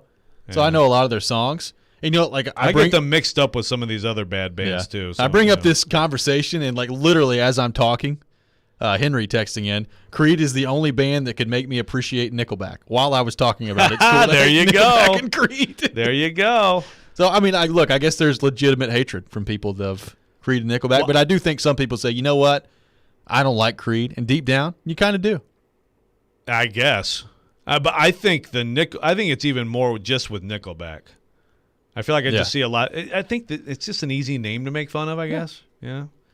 But good Canadian fellows up there just making music. Are they Canadian? Yeah. Oh, okay. Backstreet Boys? More Canadian rock. Yeah. I mean, boy band. I mean, it's fine. We get it. One Direction's your boy band, Joe. We get it. It's okay. Is it One Direction technically a boy band? Oh, yeah. Yes. Yeah? I don't. They're not girls. Listen, give me my Led Zeppelin box set and leave me alone, okay? Donovan texting in, Nickelback is the Taylor Swift of rock music. Is that good or bad? I think Taylor Swift's good. I enjoy some T-Swizzle. Taylor Swift's amazing. Yeah, I actually like Taylor Swift. I don't know that I would go amazing, but she's good. I mean, close personal friend Taylor Swift. Yeah, exactly. I mean, you're biased because you're friends with her. Yeah. Chase McCabe tweeting in, I'd like to thank at R. Stanley NHL and Michelle Knezovic for continuing to torture Joe Rexrode with music on 102.5 The Game. It brings me so much entertainment. That's what we're here for, entertaining people. Well, I know that I need to shut up about other bands I hate so that Michelle doesn't play them coming in. I have a great memory, Joe. I know. At least we haven't had it. Well, never mind. I was going to say, Yeah. Let's not even speak it into existence. I agree, though. We need more Wu-Tang on the show. We have a Jizza intro we used to play for TD, so we'll find it. Yeah. It's in the catalog somewhere. So Rexrode, I think Tennessee's going to win this game tomorrow against South Carolina. I think their offense is going to play well, and I think this is another good opportunity for their defense to step up against a South Carolina offense that's been really bad thus far. So I will be surprised if Tennessee loses against South Carolina, and if they get it done, Joe, that keeps the path to 6 wins pretty likely at that point with South Alabama and Vanderbilt still on the schedule. You would improve to 4-2 tomorrow with a win, and I think 6 is pretty attainable at that point. Yeah, I mean, when they won last week, I said they're getting 6, and I'm counting this one. So I am. I'm counting this one. I think it would be a massive disappointment to lose to South Carolina, which I think is the second worst team in the SEC. I could see that. I'm trying to think of who else would be competing with South Carolina for that honor. I mean, maybe Kentucky homecoming opponent LSU? Well, I mean, look, I don't really believe this to be the case. Texas A&M looks pretty bad now. That's incredible. But I don't believe they're as bad as South Carolina, obviously. But I mean, this was supposed to be the big game of the year. I know. It's prime time. I know. Alabama at Texas A&M. Yep. And we're all going to be watching, Jimbo. Yeah. Tough loss to Mississippi State last week. At home. Contract extension. That just continues to blow my mind. I mean, and again, I think it was Paul Feinbaum. We've talked about it too. When he was on Darren Dawkins Chase, and he said it, and I agree with him. I mean, that was a preemptive. Don't come after our coach LSU don't come after our coach LSU because we know you're about to fire Coach O, which is crazy. But actually, I don't think it's that far away. I don't either. Move, but it's just stupid.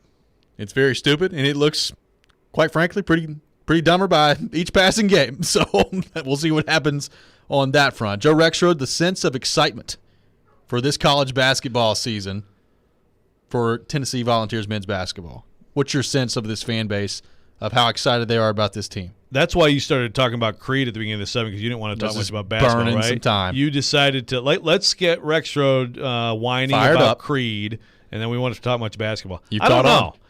Yeah. By the way, well done. I Well don't played. hate college basketball as much as Rexrode thinks. Yeah. College basketball. It's fine. Oh, I can't wait, guys. This just gets me so excited. Oh, man. 2 against 1, Robbie. 2 against 1. She's already abandoning Kentucky football. Because with Porth. Undefeated. Yeah. I mean, we know what matters in Lexington. I don't know. Well, first of all, I think that Tennessee football being good right now, coming off a really impressive game and showing some positive signs, I think that like there's some places where, like you can't get to basketball season fast enough. You're hoping your football team's good, but it's about hoops. Tennessee fans, I think they should be excited about the men's basketball team. I think they could be really good, but I think football is actually distracting them from that. So that's got to be nice for them. Yeah, it is. All right, what are you laughing about? Our friend Gregory on Twitter has put your face on Scott Stapp's head using the Reface app. That is absolutely incredible. Rexrode's face on Scott Stapp's body is pretty amazing. I've just tweeted it out at rstanley NHL on Twitter. Good Lord. Nice work, Gregory. We appreciate you. When we come back, it is time for Pigskin Pick'em here on Robby and Rexrode. We've got some picks in both college football and the NFL as well. The Titans, the Vols, and Vandy all on the table as well. All that next. This is Robby and Rexrode here on ESPN 102.5 The Game.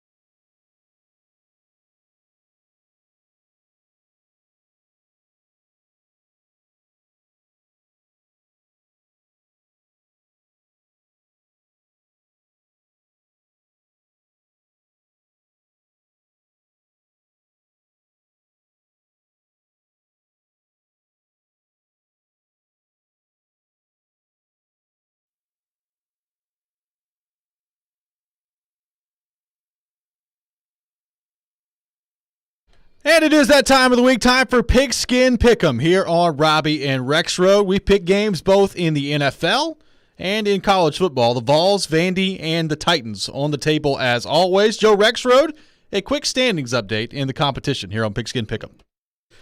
Well, last week, Michelle and I both went 4-2, but she got her lock. Correct. You went 3-3. You and I both didn't get our lock. So at this point, Michelle, 17-7, 20 points, 3-1 on locks, big lead. You and I both 10-14, but I've got 12 points because I'm 2-2. You've got 10 points because you're 0-4 in your locks. So again, Costanza, whatever you think is your lock, Yes. whatever you think is your least locky pick, make that your lock. Well, I probably need to get in the habit of deciding what my lock is going to be before I read the pick. So You just feel I've not done that Well, yet. that's the thing. If like lock comes in here, lock, then beat Costanza and go against your instinct. So with that in mind, let's get rolling here today. Michelle, you are in first place, so you get the first pick. Vandy against Florida. Florida favored by 38.5 in this game. You going with Vandy or Florida in this matchup? It's lonely at the top, fellas. Wow. Long season ahead. Long season, Michelle. Long season, I know, but I had to talk a little crap. Okay. Florida is favored by 38.5. Yes. Yeah, they're going to cover. Florida's going to cover. No, probably by the first half, honestly. Wow. So Quick yeah, one. I'm picking Florida. There you go. Joe Rexrode, Florida favored by 38.5 in this game against Vanderbilt. I wouldn't be surprised. I think at some point in this game, I agree, they will cover. But I'm going with Vanderbilt. I'm going with the, total blowout, reserves on the field. You get the backdoor cover from the massive underdog. So give me Vandy and 38.5 freaking points. This feels kind of like the Georgia game all over again where Joe's going with Vandy. I'm riding with Michelle on this one. Give me Florida to cover. It's a bad week for Vanderbilt to play Florida. They just lost to Kentucky last week. I think Florida takes out some anger. They win by about 45 to 50 points. I didn't go with Vandy that week. Yeah, you went did. on Vandy to cover that week. Yes, you did. All right, I'm going back. Because Robby and I both got it. The spread was 30. I remember it. The spread was 34.5. I mean, I swear to you, like I'm looking at it right here. I absolutely went with Georgia that week. Go check the tape. No, you went with Vandy. It's written right here. Like I went with Georgia. I will check the tape. Go check the tape. I'll check the Check tape. the tape. South Carolina versus Tennessee. The Vols favored by 10.5. Joe Rexrode, lead us off on this one. Tennessee and South Carolina. Vols by 10.5. I don't like the half. I really don't like the half. I'd love 9.5. I'd feel great about 9.5, but I'm still gonna go with the Vols. I think they're gonna win by about something like in the range of 34-21. I will go with the Vols as well. I think they win by 2 touchdowns. So 14, I think, is the final margin of victory for Josh Heupel. It will not be as easy as it was last week moving the ball, but I think Tennessee wins by 2 touchdowns in the end. So give me the Vols in this game. Michelle Knezovic, the Vols favored by 10.5 against South Carolina. I'm going with the candy corn jerseys, the There you go. Vols. And I would just like to say I did call a shot that Hendon Hooker a couple weeks ago would be the starting quarterback and be killing it. And here we are. He's doing pretty well. Nice job. Doing pretty well. The Titans and the Jags, a highly anticipated matchup this week between Mike Vrabel and Urban Meyer. Titans favored by 4.5 in this game on the road. This one's a tough one because, quite frankly, after last week, it's difficult to trust the Titans. But at some point, I just think everything that's happened this week, a little bit too much. And then you factor in Jacksonville, also sucks. Give me the Titans in this game. I think they cover the 4.5-point spread. Michelle Knezovic, the Titans and the Jags. Titans favored by 4.5. I'm going with the Titans too, and I don't know if we'll be here if we don't cover, because that'll just be bad, guys. Well, get a win. Yeah, I think the Titans will cover. I think this game could be interesting for a while. Oh, it'll be interesting. Yeah, well, there was something interesting will be happening around Everbank Field. That's correct. And not just in the pool that needs probably triple the chlorine that it has in it in the one end zone. Duval. Yes, there you go. Well, what kind of crowd will be there on I'll Sunday? Go Titans. Be Yeah, good- I don't good know. stuff. I come to see the The circus. Maybe so. All right, we move to the individual portion of Pigskin Pick'em. We can go either college football or in the NFL. Michelle Knezovic, your first individual selection. I'm staying in the NFL. Tampa Bay versus Miami. Tampa is favored by 9.5 points. I'm going Tom Brady and the Bucks. Jacoby Brissett and the Dolphins, they have no shot.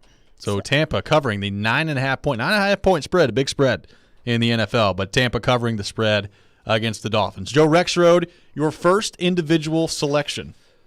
Yeah, I'm going to go. It's interesting matchup of teams that were so much excitement around these teams and their big opportunities last week, and they both got just thumped. Arkansas and Ole Miss. Arkansas is at Ole Miss. Ole Miss minus 5.5.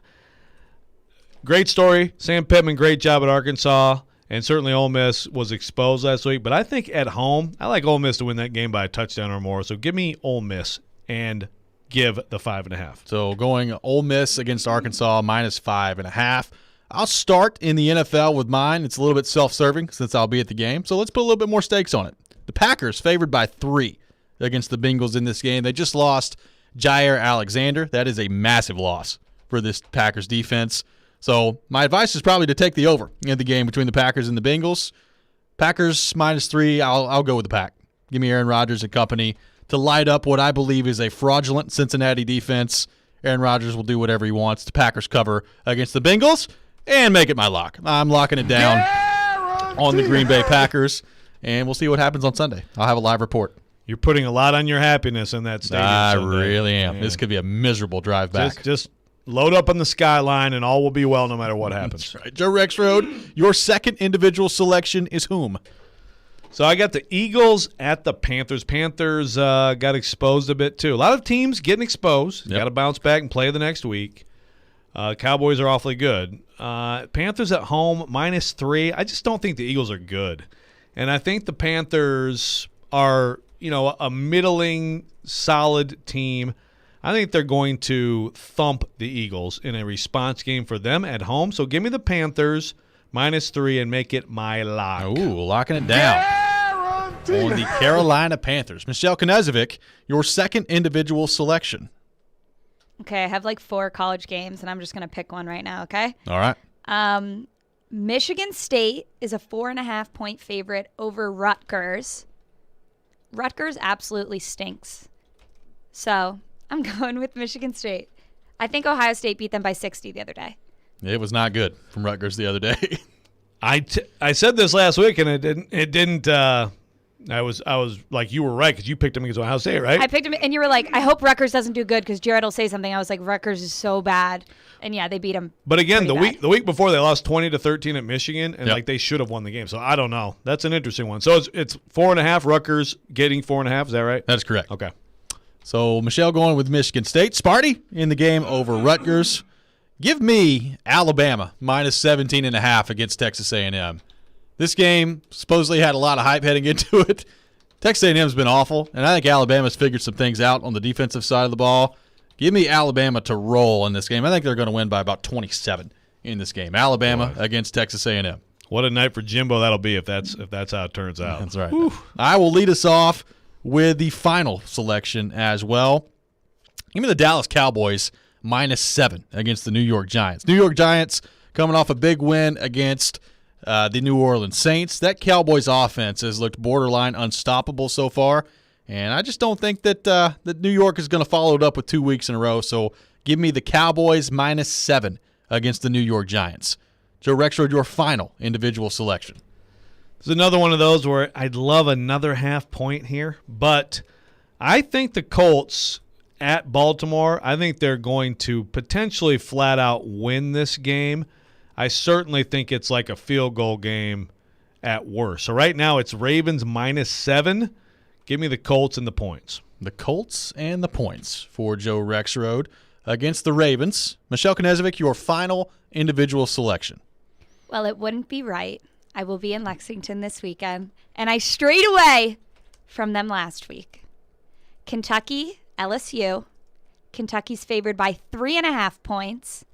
It's our homecoming, our alumni weekend. Which is still amazing. And the Tigers are going down And that's my lock, fellas. Wow. Guarantee. Locking it down with Kentucky football. So far, that's gone pretty well for Michelle. How dare you schedule us for homecoming? Coach O, he's going to be fired up, man. He's going to be telling his team all week, we are their homecoming opponent. Or wait, what'd you call it? Alumni weekend. Alumni weekend. Funny little story. They better crowd surf Mark Stoops. When he has a big win in the locker room, he's like, guys, pick me up, pick me up. And they like throw him up there. It's great. It's great. That makes me root against Kentucky even more. Robby. Knowing that. That's How'd right. that go for you last week, Rob? Yeah, that was your lock, great. right? Was that That your was lock? his lock. Locked Yeah, it by down. the way, you need to go to the tape. I did not go with – I went with Vandy in another game you guys picked him. I No, did Joe, not, you did. Dude, I did not. Then the standings are wrong. I will go to the tape. Go to the tape. I'm going to go through all of our picks. There was another game where I was the one who picked – I did not pick them with 34.5 against Georgia. Absolutely wrong.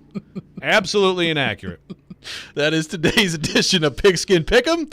Michelle, you don't need luck, so I'm not going to wish it to you. Joe Rexrode, good luck. Thank Well, you. that's a compliment, Michelle. Good luck You're to- 17-7. Yeah, Why would good- I wish you good luck? Yeah, I want us to make this a competition. Yeah. Which means we wishing poor on you. Sorry. That's right. We'll come back. We'll react to some of your thoughts on our text line driven by WilsonCountyHyundai.com. Give a final look ahead at the weekend of action here locally in the sporting world. All that coming up next. By the way, speaking of tomorrow, make sure you join Chase McCabe at Brewhouse 100 at 8098 Highway 100 for Chaser's Tailgate. Stop by and hang with Chase, watch the SEC Game of the Week, and enjoy beer specials and some great food as well. We'll be right back. Robby and Rexrode here on ESPN 102.5 The Game.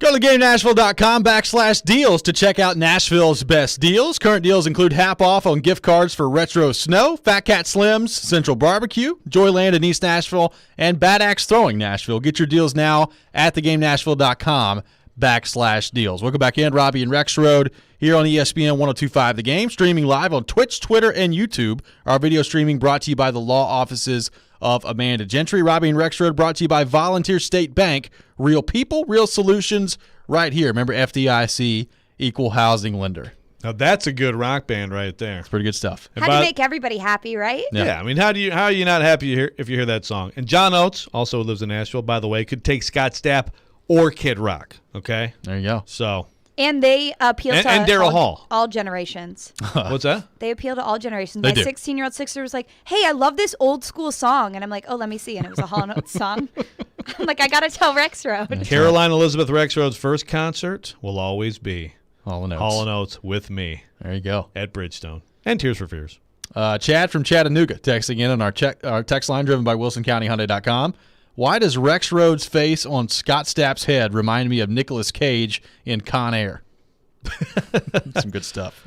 I was trying to think. What a role that was. Yeah, I was trying to think of what it reminded me of. It's nothing good.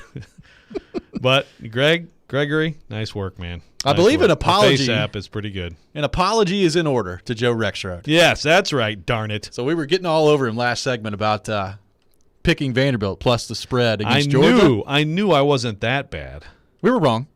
We officially apologize You had it right. to you, Joe. We apologize to you. I was appreciate thinking of the Tennessee Tech-Tennessee line, in which you took Tennessee Tech in that game. Yeah, it was pretty dumb.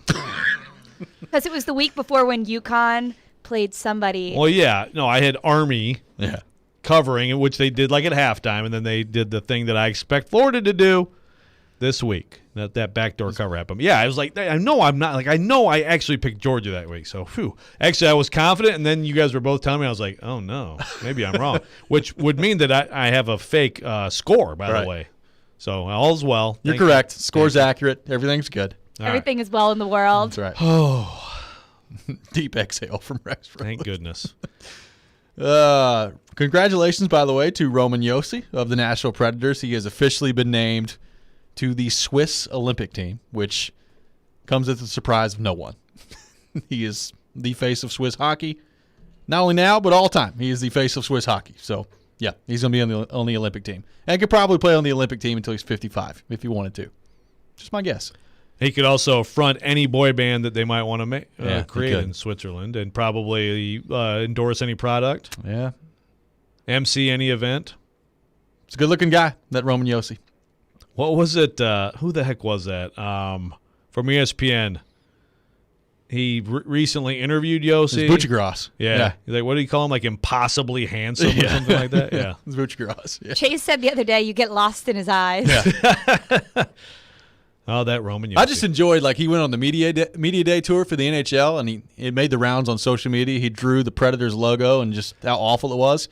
I was like, thank God. I've been around this guy for 10 years at this point, and I've been trying to find something that he sucks at, and we found it, drawing. Yeah, that was the first thing he's done that wasn't perfect. Yes, it is. That was pretty bad. Pretty bad, Josi. Pick it up. I think he's going to make the team, though. So your other Preds Olympians? It's interesting to think about. I think Forsberg is going to be on Team Sweden. I think Ekholm will be on Team Sweden. So there's 3 with Josi, Forsberg, Ekholm. I think Granlund going to be on Team Finland. So that would be 4. See, this is where, like, on Finland, I don't have a great – there's a lot of good Finnish players, though. There are. I think he'll be on there. Yeah. I don't think he's going to be like a top 6 player, but I think he'll be on Team Finland. So that would be 4. I think UC Saros has got a good shot. That would be 5. Is Rask, like, is he do it again? No? Nah. He's out for half the year anyway. So it'd be potentially, like, who were the top other contenders in goal? I'd have to go through all the Finnish goalies in my head. No one comes directly immediately to to mind mind. that's like, unless I'm just missing somebody obvious, which I could be. makes me mad again about 2018 when Pecorine. Well, Tolvanen, he was on the Finnish team in 2018. A little bit more competition this time around. Oh, I know. Oh, yes, I know you know. I wrote a column every other day about how he's going to, come in and dominate the NHL like at age 18. Yep. So if he makes it, that would be 6. That's a pretty significant number. Yeah. So how could you be a bad team if you have that many Olympians? Well, I don't know. Maybe they won't be. No one for Canada has a shot? No, don't think so. Right? Yeah. They might be loaded, the Canadians. Yeah, they've got a couple options. They got an option or two up there. Yeah. I would say that they do. Somebody asking if Pekka is going to be on the Finnish team. I doubt it. That'd be awesome, though. He just says, you know what? Coming back for the Olympic run. I mean, I'd root for it. Why not? Is it not worth a call? Is it not worth Pekka Rinne giving a call to somebody? Sure. I mean, he's probably still in great shape. I think that'd be an amazing story. I think it would be, too. They're doing cool Pekka Rinne pucks this year. The Predators are selling them. And they have his number and everything like that. I saw them the other day. So, going to miss him this year. I'm sure at some point, maybe not this year, but maybe this year, we'll see number 35 going up to the rafters. You think this year? I think it could be. I have no inside info. I just think it could be. I think it's largely up to him. I'd wait a little bit. How long are we waiting? I don't know, but I kind of like the idea. It's kind of like the Hall of Fame or whatever. Like, give a few years and then come back to it. But you know how the Preds like to put up banners. Yeah. Had to get that in. Always those Jugs. Every time they tweet something out, I just look at the replies, and there's at least 5 or 6 banners in there for sure. Henry texting in, Creed was to the 90s what Poison was to the 80s. Do you agree with that statement? Huh. That's interesting. Poison's one of those bands that when they were out, I thought they were awesome because I was like 12. Yeah.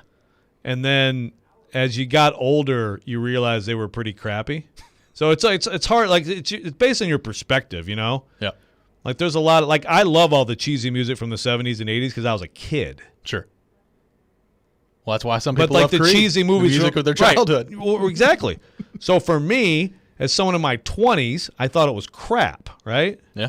So that's the difference. Well, it's like me. Like everything that comes out now, I think sucks. And I swore to myself in high school, I would never be that guy. But I listen to top 40 music now. It is god awful. I can't do it. And I'm already old. I'm 29. I've already turned into that guy. It's inevitable. It's like Thanos. Yeah. I mean, just snap your fingers, it's going to happen, man. Now, you got Elijah in the studio. Now, he's another old soul who likes good music from way before he was born. He just told me that the lead singer of Poison is Brett Michaels. Brett Michaels. Oh, yeah. And I was like, oh, yeah, he was Rock a Love guy. Yeah, that's right, yeah. Man, we watched. There's one I watched. Oh, yeah. Katie and I watched that. Good Lord. Oh. That's what I know him from. How funny is that? I don't even know he was that singer. Didn't they used to have like the back to was that VH1? Was the Brett Michaels and the Flavor of Love? Flavor Flav. Oh Flavor Flav with Brigitte Nielsen, right? Was it Flavor Flav and Brigitte Nielsen, which is just quite a combo. Yeah. What a television period that was. My goodness. The good old days. That's right. But yeah, Poison. Do you know any Poison songs? Can't say I do, but I probably listen to them on the show. You'll hear them and be like, okay, I know that. That's right. Next week we can get to some Poison on here. We can't. Joe Rexrode, have fun in Florida this weekend. We'll see what happens with the Titans coming up on Sunday. Yeah, have fun. Just remember, so you got Skyline for sure. You're probably going to have a blowout win over the Bengals, but you know you got Skyline. Crushing some Skyline chili, raging in Cincinnati. Packers, Bengals. And we're going to find out Baby Porth. That's right. I'll be back Monday morning, hopefully. All of us will be back, hopefully. Darren Donica Chase coming up next. This is ESPN 102.5 The Game.